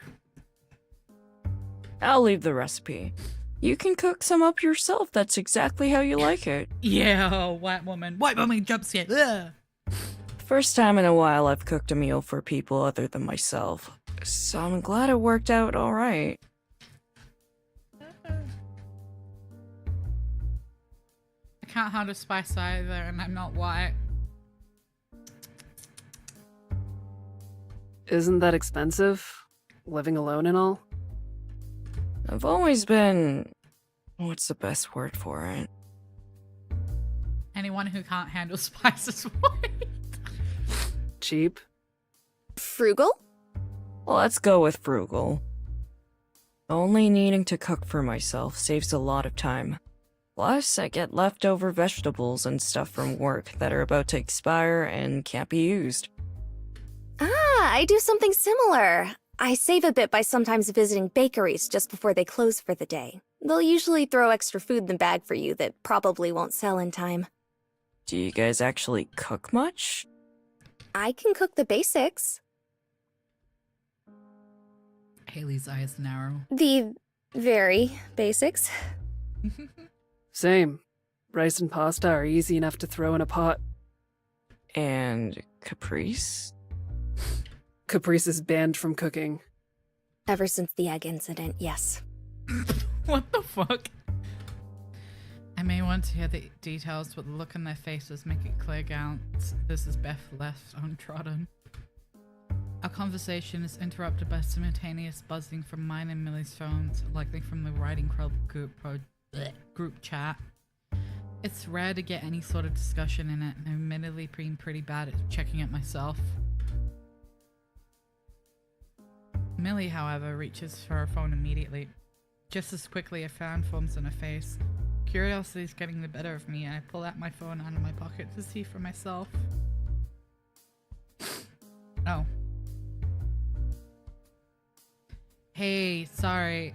This is last second. I won't be attending the next meeting. Is there any reason to why? I need to submit an attendance sheet to the faculty soon. Yeah, sorry, just a busy week in general. Can I at least get your signature in sometime this week? I don't know, I'll try. Boom! Let me hear. But in digital, the toaster egg. Oh. What? Since we're giving it an advance warning this time, I'm out too. The answer's no, by the way, before you ask. I look up from my screen to see Millie slump in her seat. Her phone buzzes again not long after. The message is only making her frown more. What's up?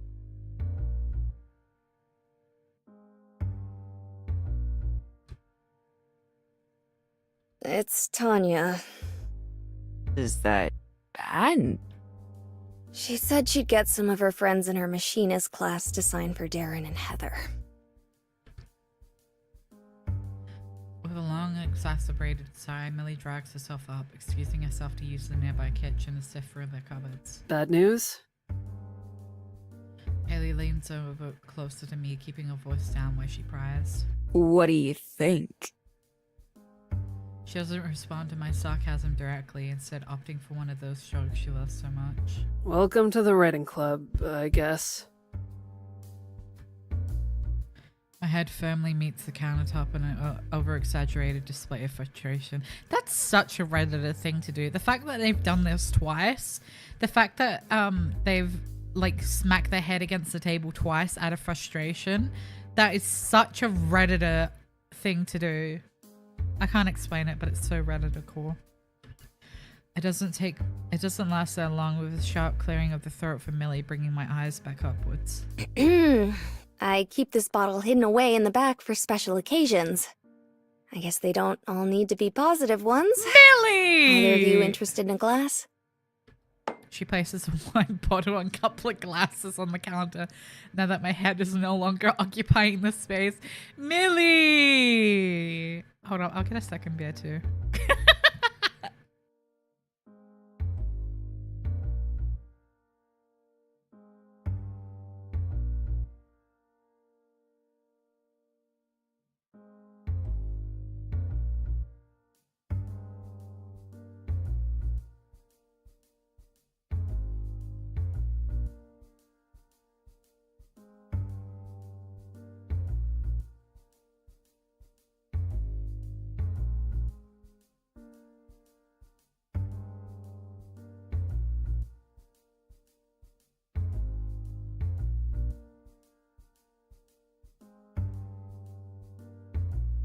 I lied, I actually have a 196.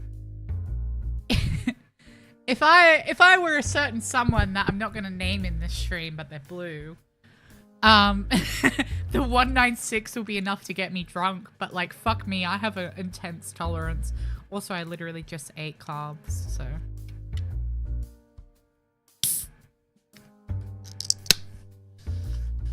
$196 ASMR. Oh. It's okay, Millie. I'll drink with you.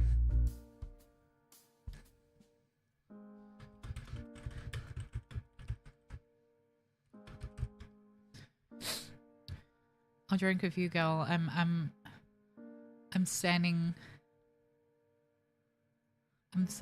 What's it called? I stand with you. I can't fucking talk. Sorry, I was looking at my hold up. I'll show it actually. It's really funny.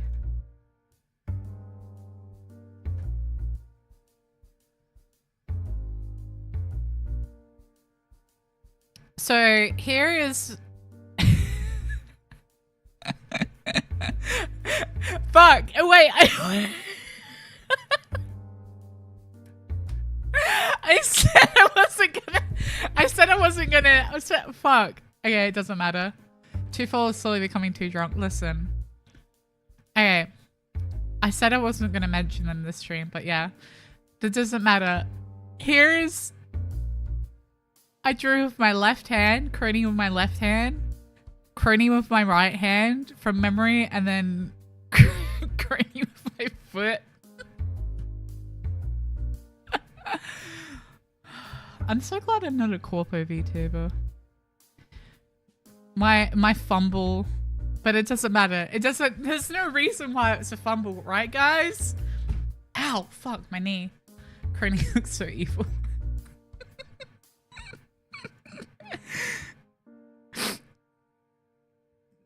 It just cracks me up.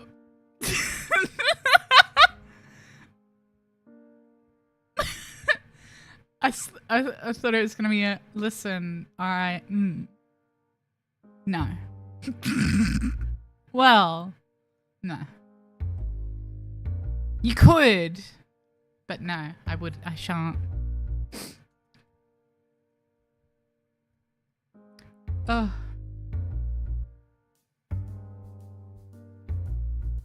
Oh my god. I just my friend, holy shit, holy shit.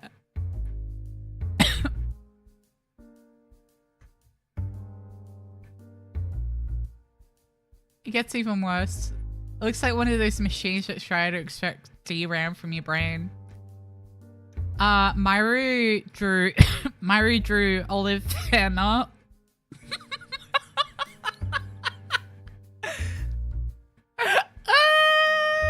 Not the 4chan logo too. No, Olive.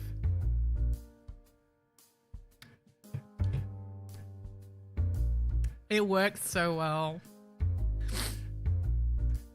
I have to show Mari.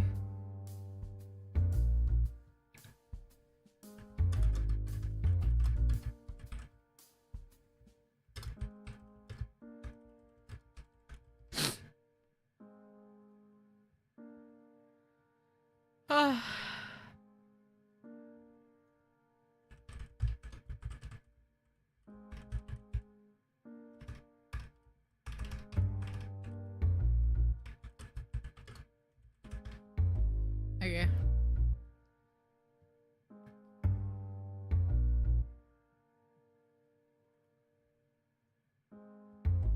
Head check. It's so fucking stupid. Anyway, she places a wine bottle and a couple of glasses on the counter now that my head is no longer occupying the space. When'd you get that? Oh, well, you know. Take a drink every time, get a new drink every time fucking, Millie brings out alcohol. I'll pass. I've got a shift tonight, so I better not either. She's gonna drink by herself. She's gonna sip from the bottle. Oh, sorry. Yeah, that's more than fair. Mentioning it out loud reminds me to check my phone again, and I confirm the time. Good thing I did. I stayed a bit longer than I had planned. I take to my feet, pushing my seat up in after I'm up. On that note, I better start making my way home to prepare. Thanks for having me. Thank you for the meal. You're a lifesaver. Really. No problem. I wouldn't mind doing it again sometime. Drink more wine, girl.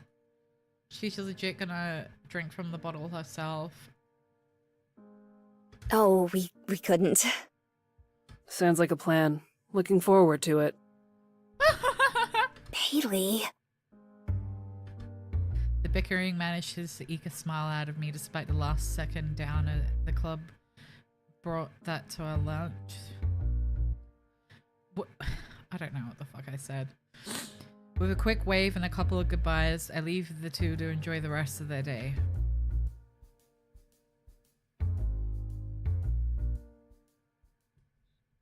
Am I gonna find her drunk one, like, soon? I feel like it's leading to that. I knew it stutters for his voice. Very familiar. Yes. Oh my god. Why do I find Millie's alcoholic tendencies to be on? Oh fuck yeah. She can be alcoholic and beat me anytime. You want stress taken off of you from your life? Yeah, I'm here. I'm here, baby girl. I shan't.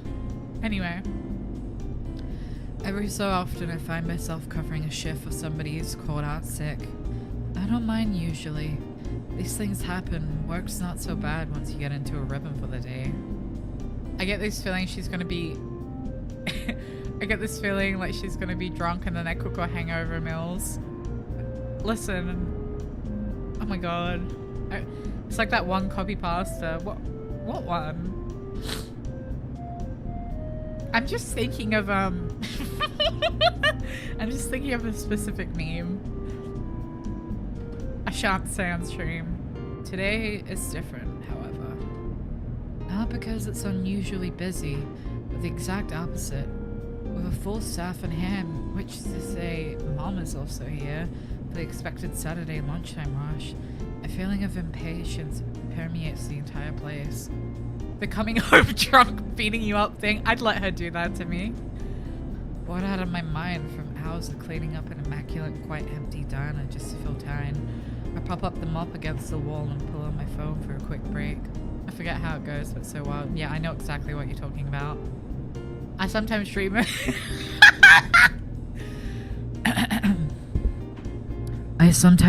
of Millie coming home drunk and beating me till she bursts into tears and collapses in my arm. She says she's sorry over and over again as I comfort her.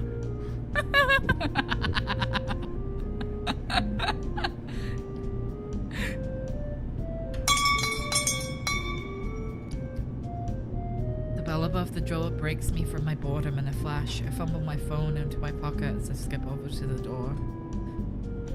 As I walk up to the entrance, I slow as I notice a familiar face. My mind crashes for a moment as the two worlds I live in once again intersect. My confusion is shared by Darren, words stuck in his throat as he works through the same situation. This is the second time a familiar face has casually walked through the door. One more instance like this and I'm gonna stop thinking it's just a coincidence. Sorry, I blanked for a second. Come in. Sit wherever you'd like. That's fine. I was a bit thrown off too. I had no idea you worked here. A friend from school?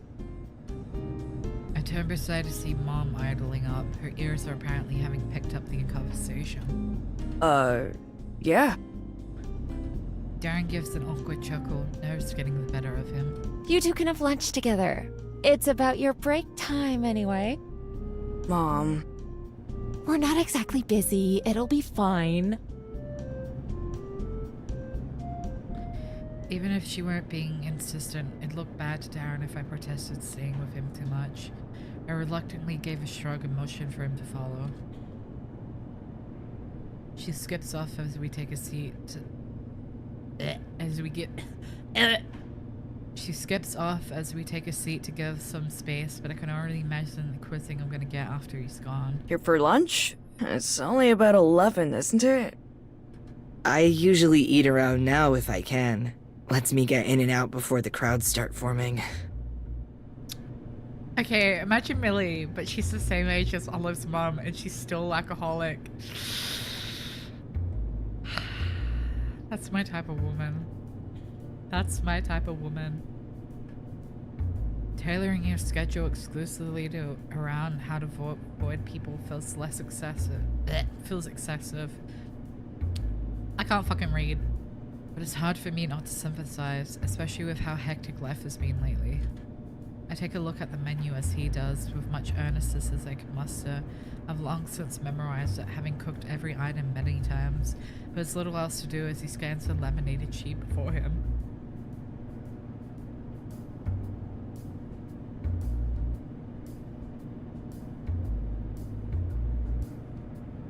He must be indecisive. Moments tick by as he reads and reads. I expect some small talk, but the diner's quiet as it was before he arrived. As it becomes oblivious he's stalling for time, I speak up. Hey, is everything okay? You seem a bit quiet. He looks away from me as he puts the menu down. He's distressingly easy to read. To be honest, I'm a bit surprised. Not just from bumping into you, I mean. Well, I guess it's sort of the same. He's quick to catch himself rambling and resets himself with a small breath. I'm just shocked to see how well off you've been handling everything in your life. It feels like you slipped into the club pretty quick, not to mention the job you've got here. You and I are like night and day. His face sags regardless of how wildly off the mark it feels to me. If you actually believe any of that, then all I'm really good at is faking it. Well, you joined the club too, didn't you? If you hadn't checked it out with me, I probably wouldn't have gone either. Honestly, if you didn't stick around, I would have bailed by now too. There's nothing wrong with going at a pace you're comfortable with. If you don't need to, you shouldn't have to force yourself into doing things you don't want to. I do want to, is the thing. I wouldn't have brought it up with you if I didn't. It's just... people say the first step is the hardest, but the second step is what establishes the momentum. Ugh. Oh, I took a sip and it gave me a shiver. Dang, you really do belong in the riding crowd, huh? He responds with a nervous chuckle. I hope my attempts at lightening the mood didn't put him on the defensive instead. Things are hard, but you make them look easy. Even if you say it's all an act, you pull it off so believably I can't help but be a little envious. Yeah, people say the same thing about me and I'm like... Taryn writes yaoi in AO3? Yes. Admittedly, it's a skill you're more or less forced to pick up in a situation like mine. With Mum working as hard as she does for my sake, I've gotten pretty good at hiding my anxieties to avoid burdening her. Or so I like to think, but she seems to see through me anyway. Even now, I was worrying about dealing with the waiters and rehearsing how to order over and over in my head. Then there was the writing club meetup with me getting cold feet at the last second. That's one mystery solved, at least. Given everything he said so far today, I'm more willing to believe it was just a matter of nerves. He returns to his menu, scanning over the options. I'm sure he's already looked over a dozen times already. I was worried when he flaked from the club outing, but thankfully it seems like it was misplaced. Still, now the actual problem has presented itself. The way forward seems obvious enough. Darren reminds me of a friend who can't order at McDonald's. He's trying his best! Wouldn't worry about that stuff too much. I promise it's not any easier for me either. For what it's worth, I'll be attending all the club meetings till the end of the semester. If having a friend there helps at all. Aww. Menu loosens in his grip slightly. Blech. Menu loosens in his grip slightly, revealing his face to me again as it sinks down. It definitely will. Thanks, Olive. Aww, baby. Little papo, my little papi. TC Peppo. Oh. I've never put much stock in possessions. A couple of plants to care for is just about the only luxury I've got going for me. As my aging bike grinds and creaks out of the school gate, however, I realize I might be taking my frugality too far. I need to pick up some grease for this thing instead of just hoping it will keep going.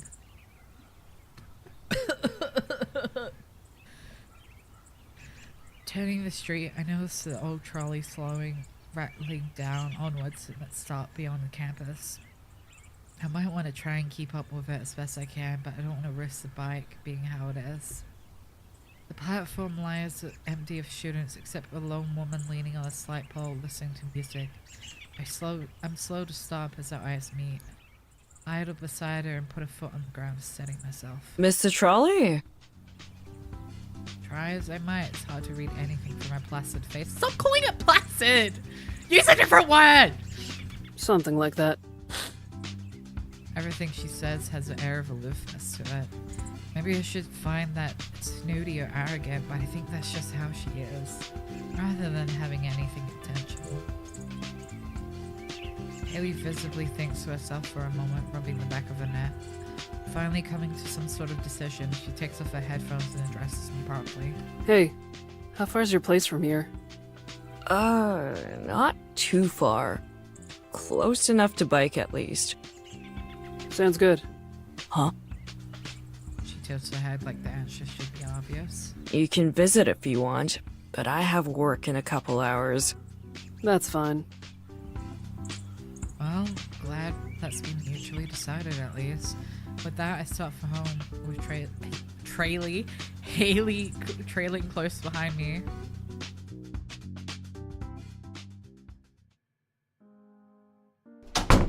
After leaning my bike against the wall, I follow Haley in and close the door behind me. She has the look of a tourist, eyes darting from one area to another. I didn't know anyone was coming, so it's a bit shabby. Don't get many visitors, really. I was actually thinking how clean everything is. Peeking through her normally enigmatic persona is the air of disbelief. I'm a bit mystified until I remember how their apartment was, and that was when they knew I was coming over. At least she's talking now. The ride here in total silence was one of the most strange experiences I've ever had. Something's eating at her. Even I can tell that much at this point. Before I work out how to fill the air between us, Haley's eyes fall on the old console sitting under my even older television. She pushes the tin out towards her, a rare glimmer of interest sparkling in her eyes. That old thing still work? Who knows?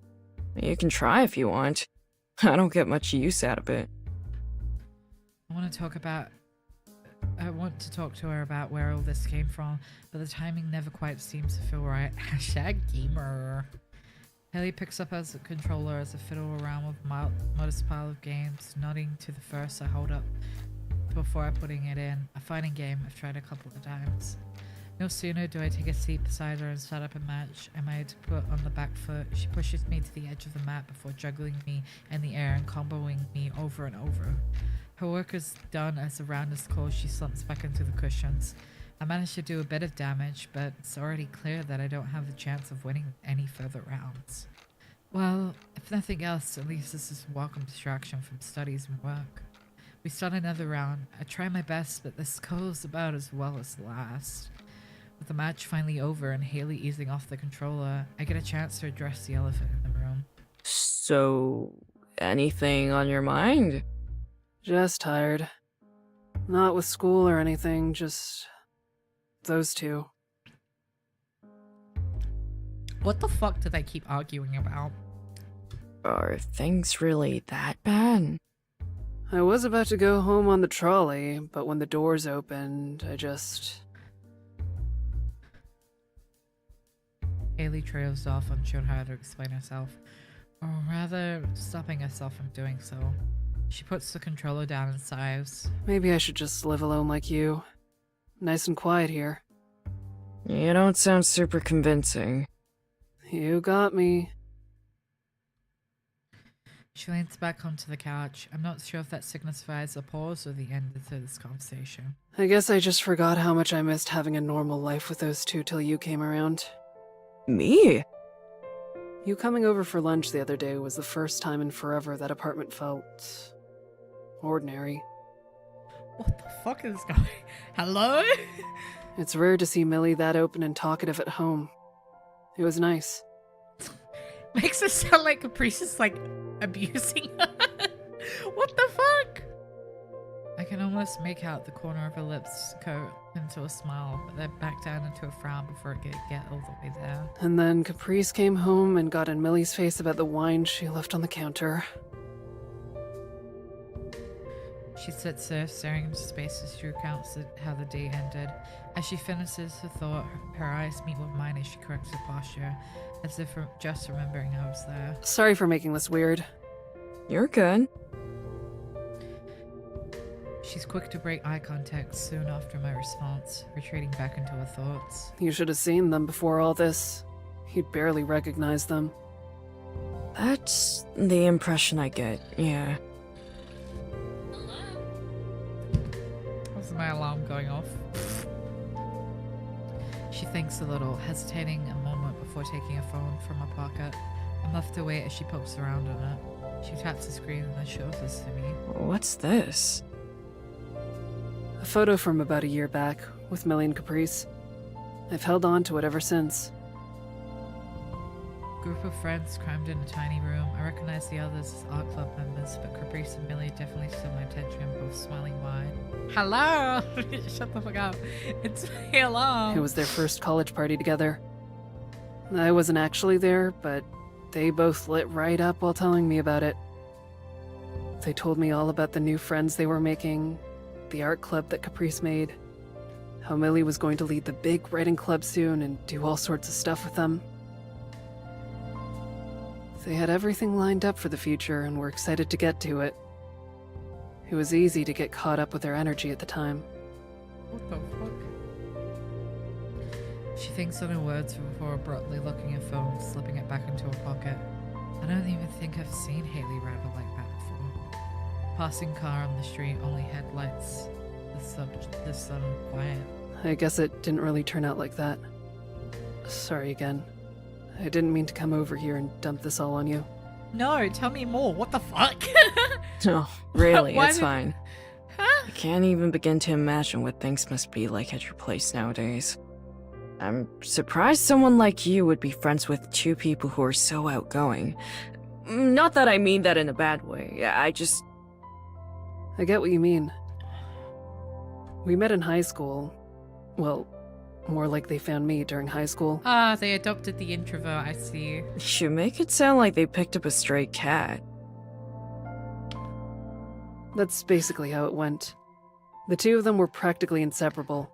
Picked up a new friend to share. What the fuck? Back when they were so gung-ho about their clubs, part of me was happy that they'd found friends who could keep up with them, who wouldn't be holding them back. You and me might be in the same boat.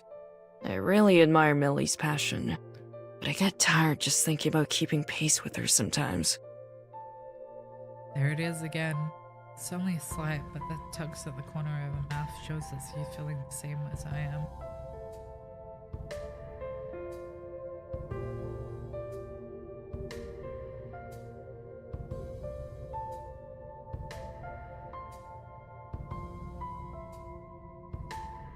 Ugh.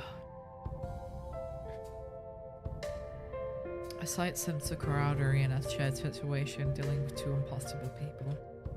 With that, Haley picks herself up off the couch and takes a long stretch. Thanks for letting me come over. I'd better let you get to work. Sure.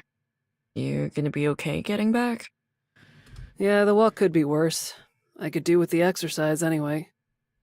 That's not what I meant. It'll be fine. I just needed a break. As she walks over to make her leave, Haley stops and looks back at me from the half-open door. Oh, an olive. Yeah? Thanks again for coming over the other day. No problem. Hopefully we can get Caprice around next time. Yeah, hopefully. Catch you. Yeah, catch you. She strides out the door and shuts it behind her. With my guest gone and work imminent, I sink further in the couch cushions for lack of anything else to do.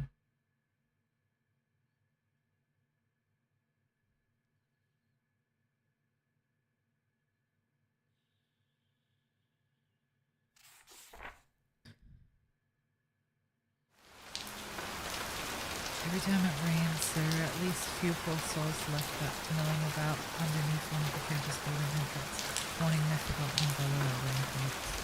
Today, Anya and I joined them. The storm came quick enough and recently. Might have missed the rain entirely if we hadn't been hanging around with them hiding cold.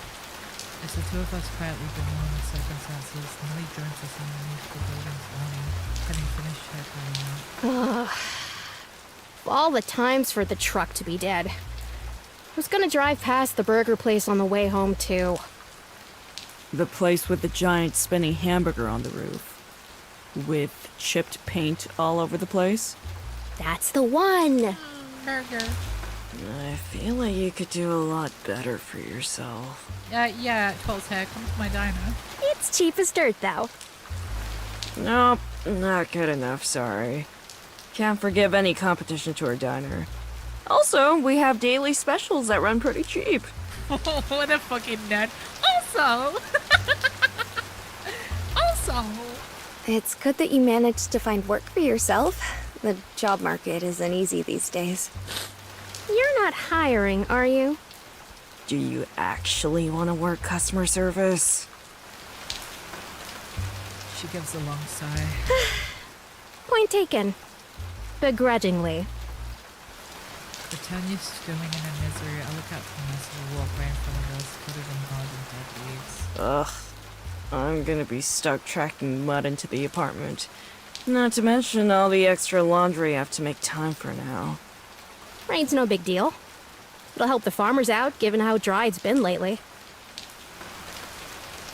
Realization strikes her as Tanya's face slowly collapses. She's normally an easygoing person, that it's rather jarring. Something wrong? My laundry is outside. In the rain. Oh, screw this. Wait, I can give you a lift in.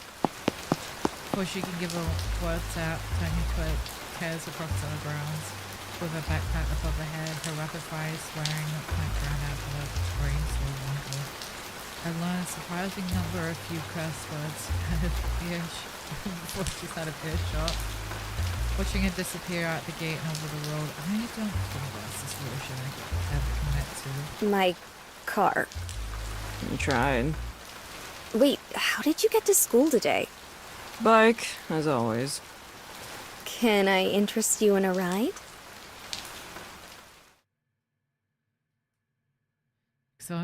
Exhausted from cool. Ugh. Exhausted from cool? What? Exhausted from school and the rush to a car in the rain, I ended up sunken into the deep, comfortable cushions of Millie's passenger seat by the time she pulled up to my place. She's a careful driver, especially in the rain. Suits me just fine. I do my best to pat down my wet hair and sleeves, but all I do is rearrange the mess. Millie tries the same, to even worse results as sands stick out to her face. Thanks again. I was dreading trying to get home in all this. Considering I saw you two moping about at the entrance, it would have been mean to just leave you there. Her face is so cute. A little smile. I don't know about moping. As my hand moves to the door, the shunting sound of the doors locking out, pulling the handle a couple of times confirms the fact, only leaving me more confused. What is she doing to me? The little alcoholic smile. She trapped me. Millie, the doors are locked. She leans over the steering wheel with a smile on her face that's too calm. I said steering wheel and Siri was like, me? That was me? Tell me, what's on your mind? Why did she say that so sexily? Right now, whether my body will ever be found. She giggles. She giggles. She giggles, just audible over the noise outside. I close my eyes to resign to my fate. The inside of the car is rumbling from the pounding of the rain on the roof. Water pours down the windshield, reducing the street lamps ahead to shimmering blotches of light in the darkness of night. The occasional car shoots by, only to disappear as soon as it arrives. One more try, Olive. What the fuck? I'm so scared! Is this about the club? Olive constantly thinks of death. It's so funny. Just like their actor, what the fuck? Getting warmer. Better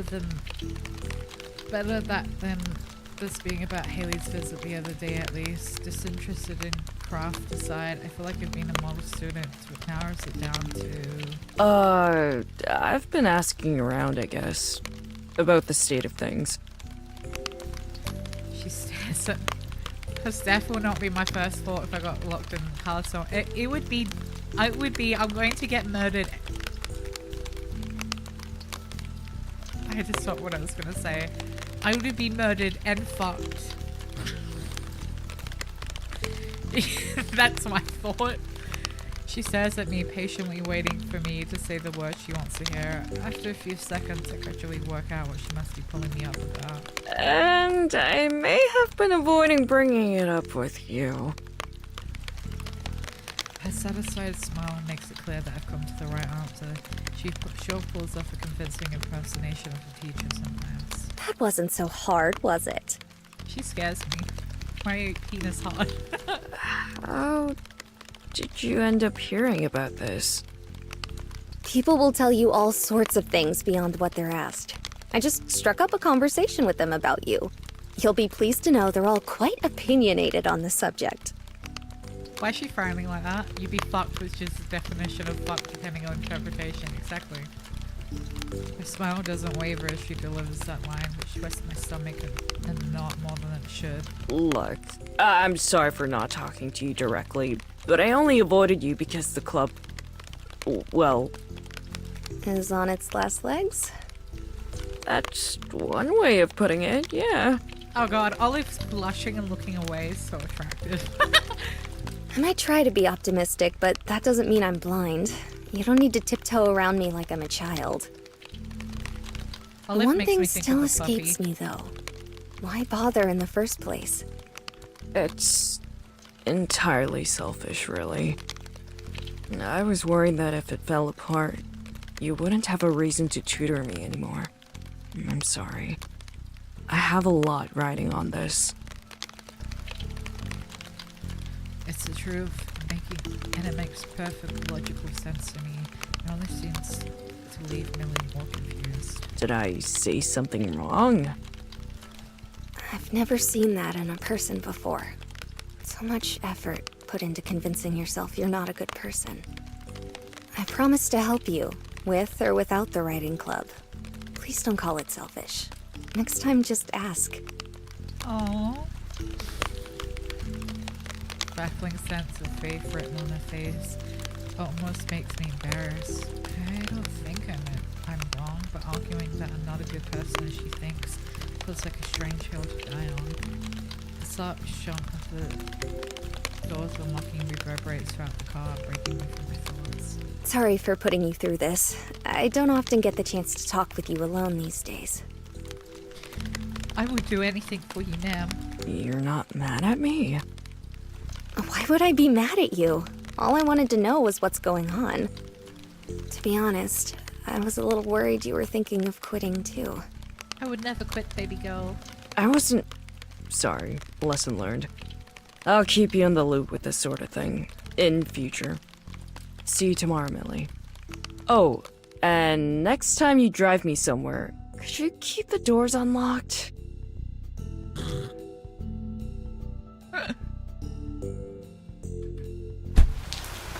just smiles as I step out into the rain and shut the door behind me. The house is flashing away as the night as I jump inside. Stepping inside, I shut the door and take a long, deep breath in, lean back against it.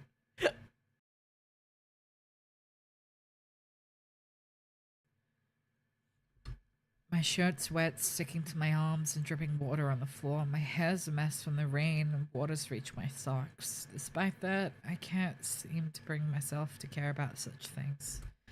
I've seen this side ahead of me countless times before, the same old apartment just as I left it. The rain outside pattering against the window, piercing the otherwise silent air, the broken heating, aging television, everything is the same as it ever was. Something's different though. All this time worried about being burdened on Millie has melted away, replaced with the feeling that we're a team. I guess I just have to live up to it then.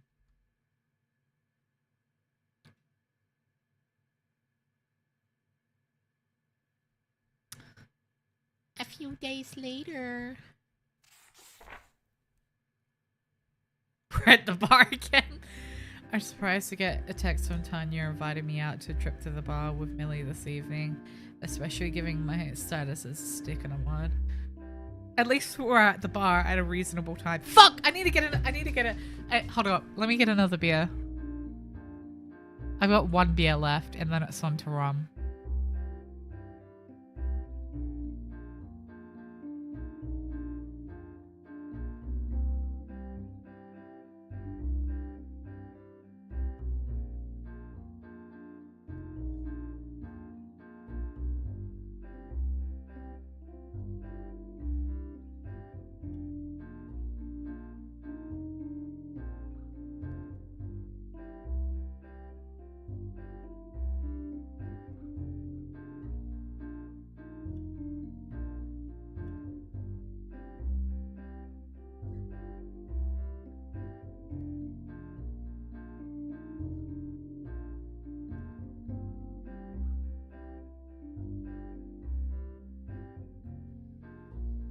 You know, I was like to myself, I'm not going to drink tonight. But I didn't think a game would be... I didn't think a game would pressure me into drinking 3 times. Like, I did the first one as a joke, alright? I did the first one as a joke. Then the second one came around and I was like, okay. Like, it'd be funny to continue the bit twice. And now the third time's come around and I think I'm just committed to the bit at this point because this is actually kind of funny. Okay, next few times I'll just take shots of my rum instead. If it gets brought up again, I'm outright taking a shot of rum. Because what the fuck? Why has this come up 3 times already? I was surprised. Oh yeah, I already said that. Nevertheless, I was ready to validate my claim, initially rejecting the offer, even if I didn't have plans on campus tomorrow at a shift for this evening. Emphasis on had, given how eager Mom was to pick it up after I offhandedly mentioned the invitation. With my pants forcibly ripped from me, I find myself sitting at the same bar we visited near the beginning of the semester. We've been here for a couple of hours, and my 2 drinking companions have wound their excited conversations and have settled on a steadier, slower discussion. It's a game about college, it'll come up a few times. Listen. Alright. It's kind of... I feel like it hasn't... It's been like... Okay, well, half an hour of it I spent not actually streaming. It's been 2 hours. It's come up 3 times in the past 2 hours. It's kind of funny.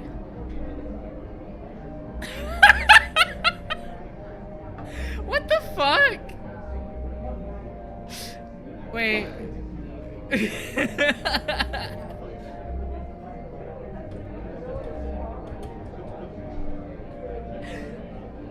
Hold up. I have to show y'all.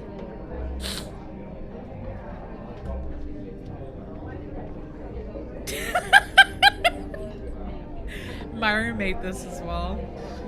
Okay, so we got a Redditor and an alcoholic. Yeah! Just to realize I'm still in college age. I am about to leave college age and I haven't graduated yet. Look for that girl with that alcoholic smile. However, the song goes for a while. Is this funnier? Is this truly how the story is gonna go? It's just her gonna be an alcoholic? What the fuck is going on? No doubt partially because all of us are a few glasses deep at this point. Even Olive! Oh, my sweet baby! My sweet little Bebo is getting drunk! That's her! No!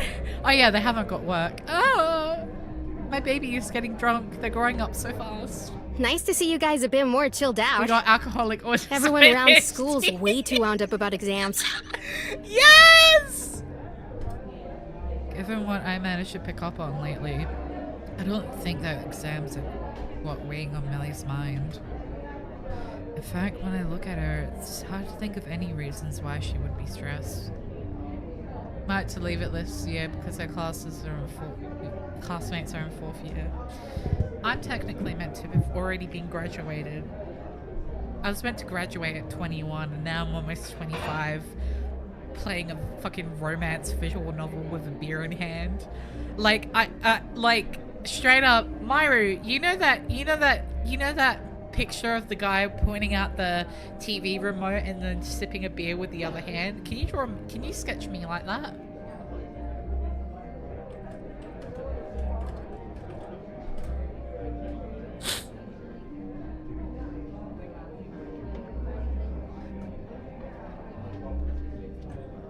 There you go, sent it to you.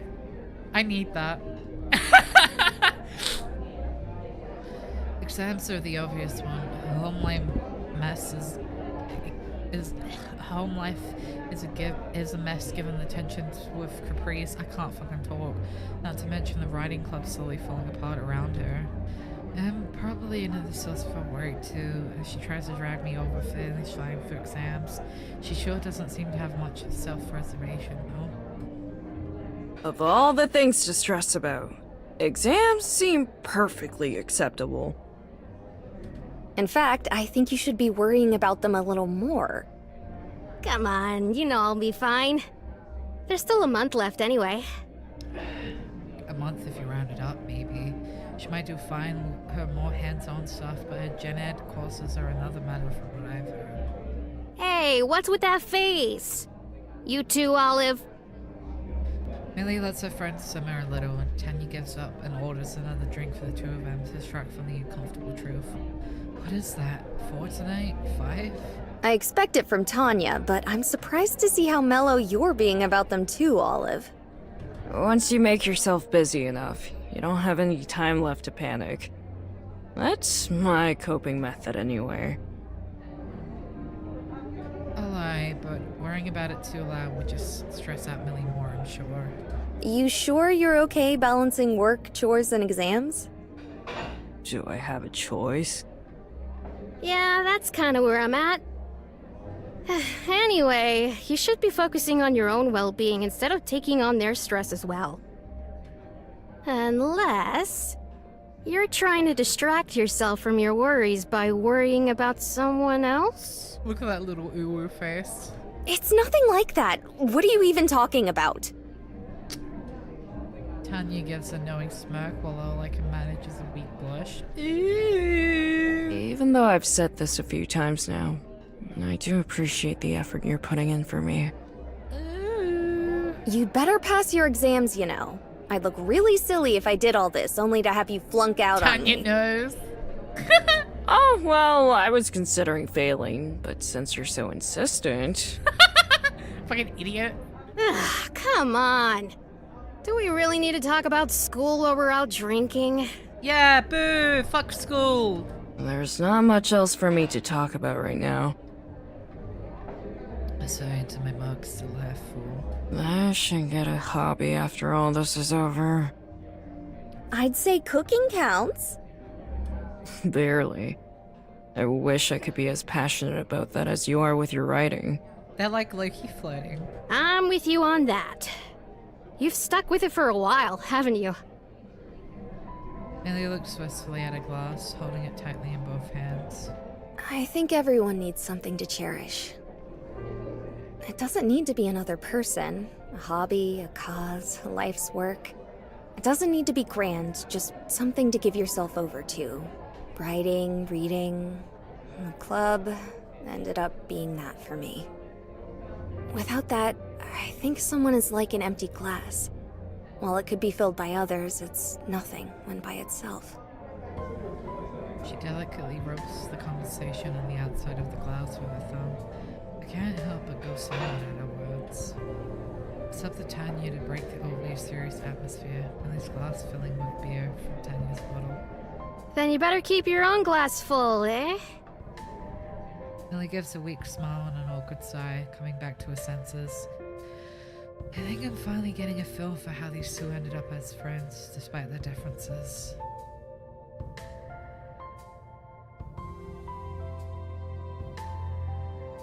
Whoa! Whoa! Whoa!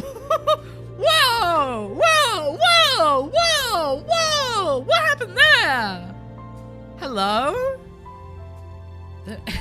Whoa! The night air sure has a chill to it these days. The air in front of our mouths forming small clouds through up the dark street. The sleeping girl on my back provides some warmth. Millie's arms loosely slung over my shoulders as I carry her. Or at least try to. My steps are a little uneven as I'm definitely swaying side to side, but luckily Tanya leans on me as a counterbalance. Oh yeah, she's actually an alcoholic if they've got to carry her like that. Listen, if she was an alcoholic, she'd be able to handle her booze. It's a small wonder this area is totally empty this time of night, giving the walk an almost surreal quality, like they're the only people left in the world. I can't believe she managed to get herself that drunk. You're not exactly sober yourself. Millie's weight shifts as she starts sliding downwards, my heart jumping as I quickly pull her up again with a bit of effort. Could you please at least try to hang on? She snuggles into my back, possibly half asleep, maybe just out of reflex. I never thought I'd be thankful for years of building up my strength for lugging around stacks of ingredient work. Damn, they're strong. Drunk people always heavy as bricks. Oh my god, I know, right? I've had to, like, completely hold someone up with, like, her entire body weight when drunk, even though pukes are heavy. Ugh. God, yes. Thanks for carrying her. She doesn't usually get this wasted. Sure you're good to get back home afterwards? It's not that far.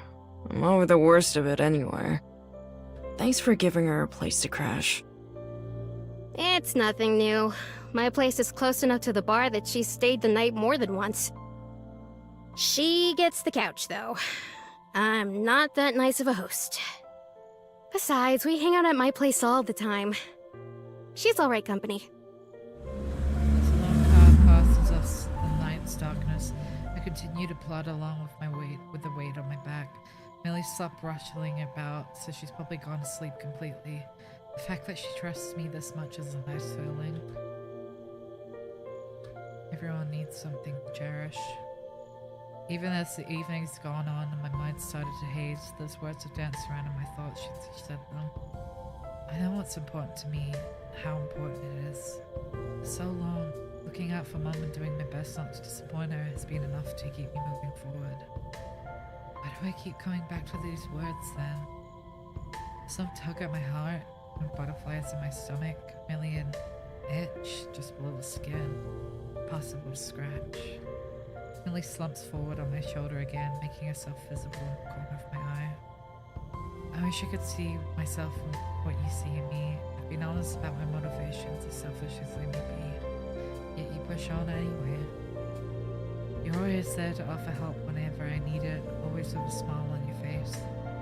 way you confidently assuring me that there's more to it, that you're so sure I'm worth the effort despite it all, it's... More than I deserve. Millie readjusts herself, burying her face in my neck as I realize I let the tail end of that slip out to the air. I can only take solace in the fact that they barely registered to her, if at all. The same can't be said about the woman walking beside me, wearing an indulgent grin as I continue to run her. What? That's the first time I've seen someone fall in love. Of course. If I hadn't heard that sentiment enough before, this is definitely a tipping point. I let her aside, deciding a proper response is not worth the hassle as I reinforce my hold of Millie's arm.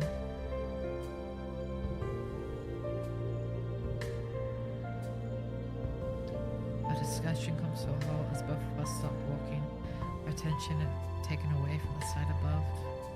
Standing in the middle of downtown as cars drive to and fro, Tanya and I quietly gaze up at the falling snow.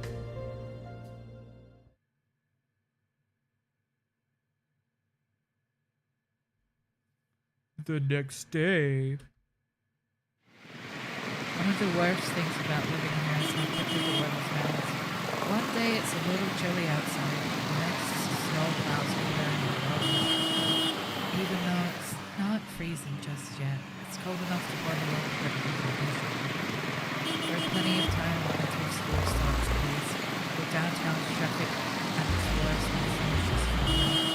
I need to take it slow and stay vigilant. I'd rather not break something so close to the doors. No, it's the traffic again. Why is it so loud? And there's a hangover that's so nice. Constant conversation filling the air and in my face. With every pedal stroke, the apartment building I've been looking for comes into view. I feel we're looking around for traffic, so I'm going to look back close to the other side. New car traffic's in the middle.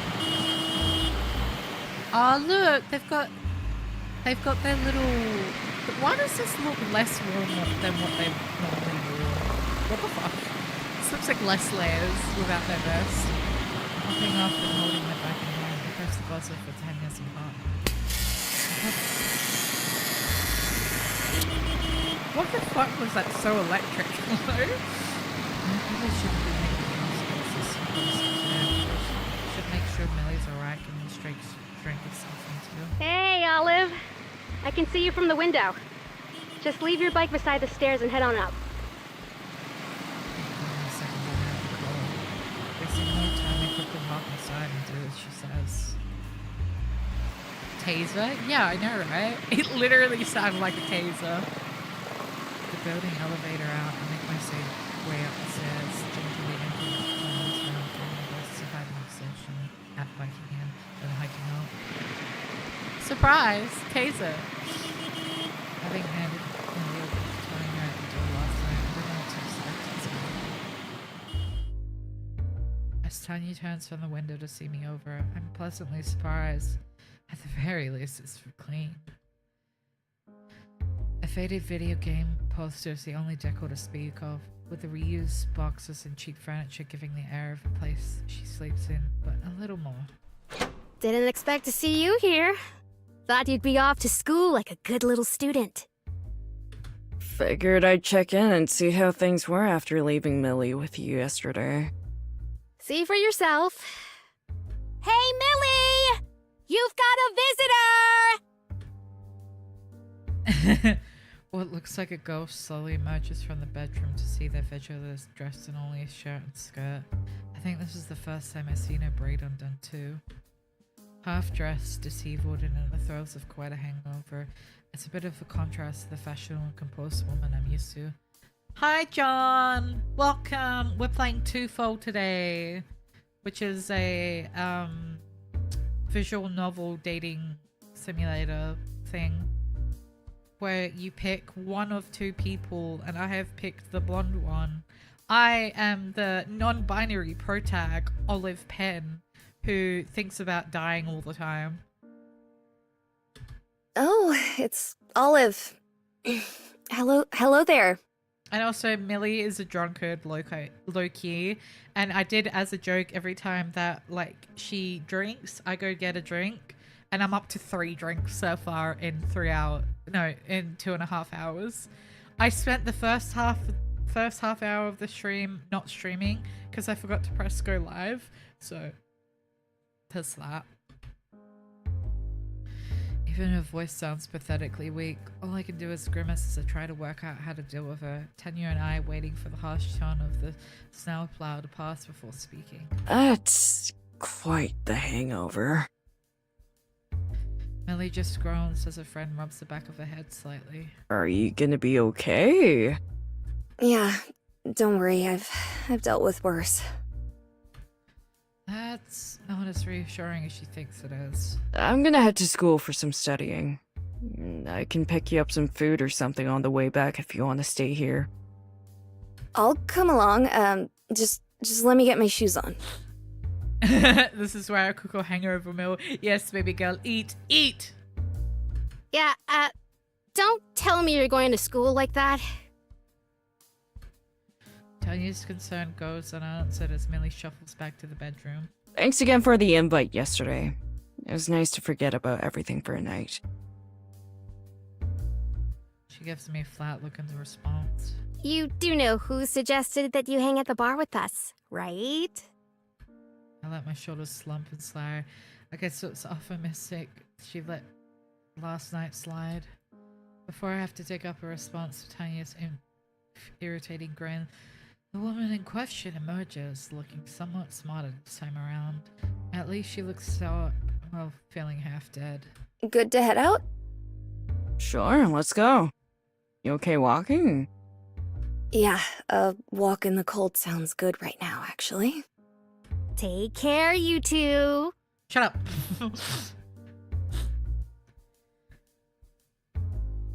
Walking the bike alongside me, the two of us eventually reach campus gate. The sudden temperature drop overnight barely seems to register to her despite the outfit. What's your business on campus today, anyway? Nothing major. I'm just here to return some books to the library. Tanya offered to come, but I told her I was fine. Millie quietly opens her bag and slips the book in, still looking a little dazed. I think I'll stick with her just to make sure she's alright. She must have sounded convincing for Tanya to let her go without escorting her, given how she... I groan and uncover my face with my free hand as I realize what's going on. Still playing the matchmaker. Something wrong? No, everything's fine. Completely fine. Let me lock up my bike and we can head over to the library. With Millie's book strapped into the return chute, she pulls up a seat beside me at the table. She gives a sigh unfitting for her age as she sinks into it, dropping her bags beside the chair. It's nice and warm in here at least, the sight of snow falling outside the windows adding to the coziness. Only a couple of other students are milling about, and even then they're likely to pass some time out in the cold. Pinching the bridge of her nose, Millie seems to look a bit better for some warmth and rest. I don't usually find myself lost for words around her, but I can't seem to find anything to say. Even Millie is uncharacteristically quiet, yet clearly restless as she plays with her braid. Realizing my leg is tapping on the floor, I reach for something, anything to fill the air. It's good you have a friend who lives downtown to pick you up. I had to ask my mom to pick me up the first time I went out drinking. Sort of put me off from doing it again. There's that little high-pitched thing they do. Me. Not your dad? Dad wasn't really in the picture. He left when I was still pretty little. Sorry, I really should have been more careful about that. No, it's fine. Hasn't been a big deal in forever, really. An awkward silence quickly develops, making them all the more pointed out by a student walking past us to leave. Funny how things end up, huh? The quiet is broken, and some surprise as Millie that it was me who broke it. Starting down this road because of stress and anxiety. Only to wind up spending the night drinking with you like nothing was ever wrong to begin with. You say that like it's a bad thing. Nah. The club might have its problems, but this is fun. Things might actually turn out alright. I wonder how long it's been since I said that. I can feel the corner of my mouth tugging upwards a little as hers do, both of us being glad things turned out like this. I guess this is a long-winded way of saying thanks. For everything you've done for me. Oh, you little savant. You took an opportunity and it worked out for you. You should be thinking better of yourself, Olive.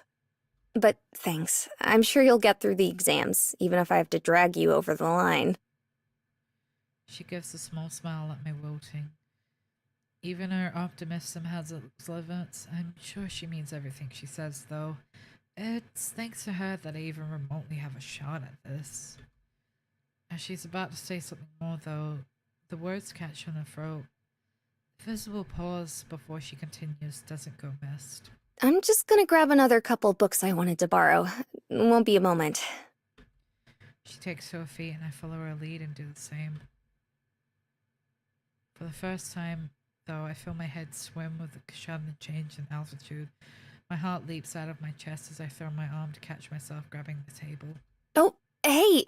Are you okay? She leans down close to me as I stand, offering a hand to let me up. I take it, heaving out a steadying sigh. Yeah, sorry, My god, what a drama queen.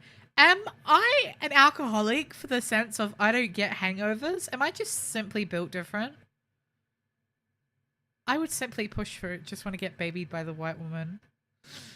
Oh. I would fake a hangover if it meant I could be babied by a woman. I look up at Millie. Her caramel eyes soften a bit as we look. Gaze, a warm smile on her face as she collects that I'm fine. You're Australian, of course you wouldn't get hangovers. I'm also Finnish and I'm also Slavic. So. My genes.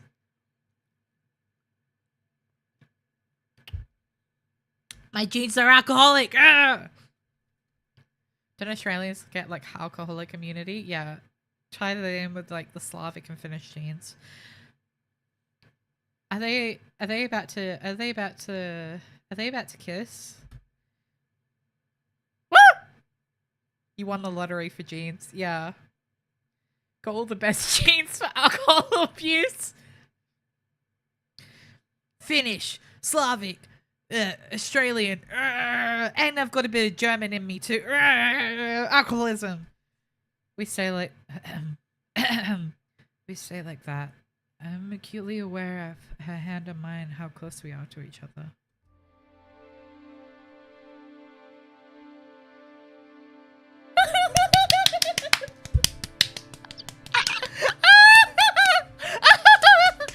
They have to stand up because she's so tall. They have to go on the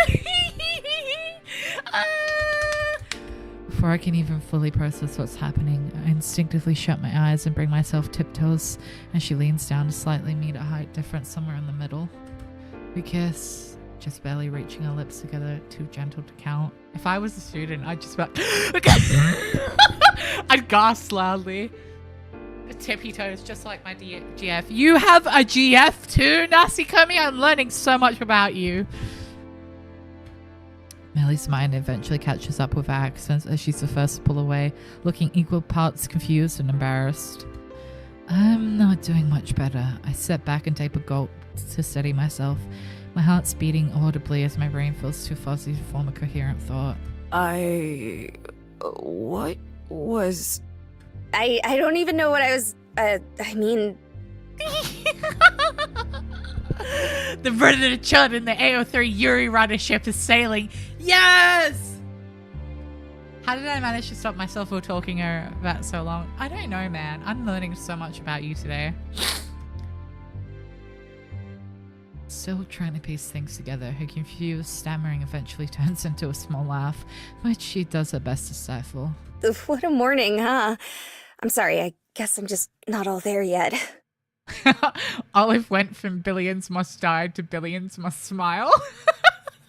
Yeah, no, I get you. I'm sorry too. I wasn't thinking.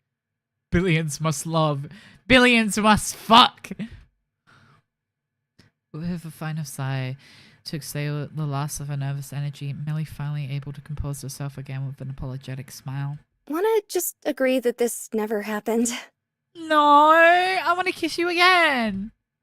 It's only brief, but I found myself pausing before I answer. Sounds good to me. No. Ugh.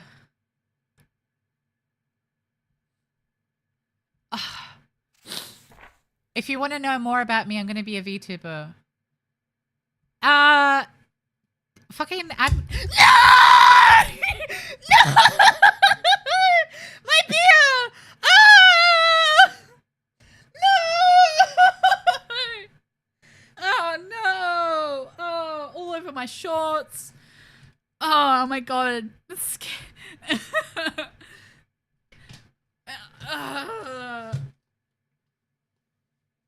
It was so shocking. It was so shocking. I pissed myself. I had to take off my shorts. I spilt it. That's what you get for trying to be snarky. I was gonna say you should add me on Discord so we can actually talk.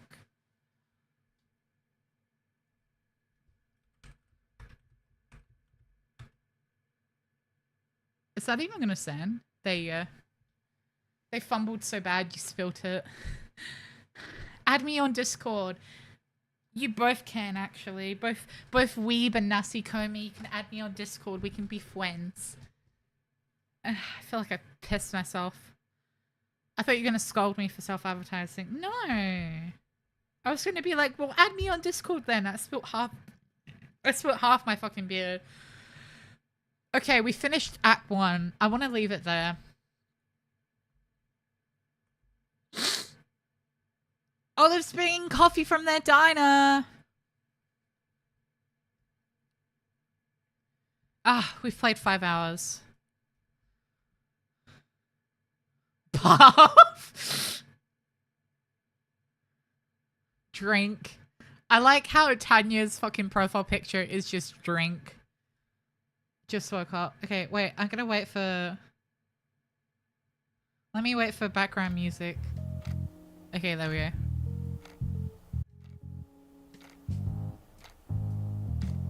Okay. Advertising in my chat is rude. No, it's not. I consider you a close acquaintance, considering how many times you've shown up. I really want to know now that I do imagine you as almost 50 in my head now though. But we're gonna end it there because we just finished Act 1 and yeah, I want to do other things tonight anyway. But yeah, I think the friend request has been sent. Oh yeah, I got it. You're being tempted into Fortnite? You should... The first Unk VTuber. You're actually in your 20s. No, you're 50. But yeah, I'm gonna end it there. I got beer all over me. And thanks for coming. Probably the next stream, because my godson's still over. I don't know when the next stream will be, but it will most likely still be Twofold because I want to finish it. If not Twofold, then maybe... Oh yeah, Dragon Age. I'll probably play Dragon Age or something. But yeah, thank you. Thank you for the stream. Take care and rest well. Thank you. You too. And yeah, add me on Discord. But yeah, bye. Ciao, ciao. I can't wait for more Twofold. I fucking love it, Twofold. I do. Okay, I love Millie. I love Millie. But it gets so peak. It's going to get even more peak. Okay, because I was going to say, I love Millie, but Aspen, I love her a little bit more. But if it gets even more peak than this, then that may change. But yeah. Okay, bye. Good night.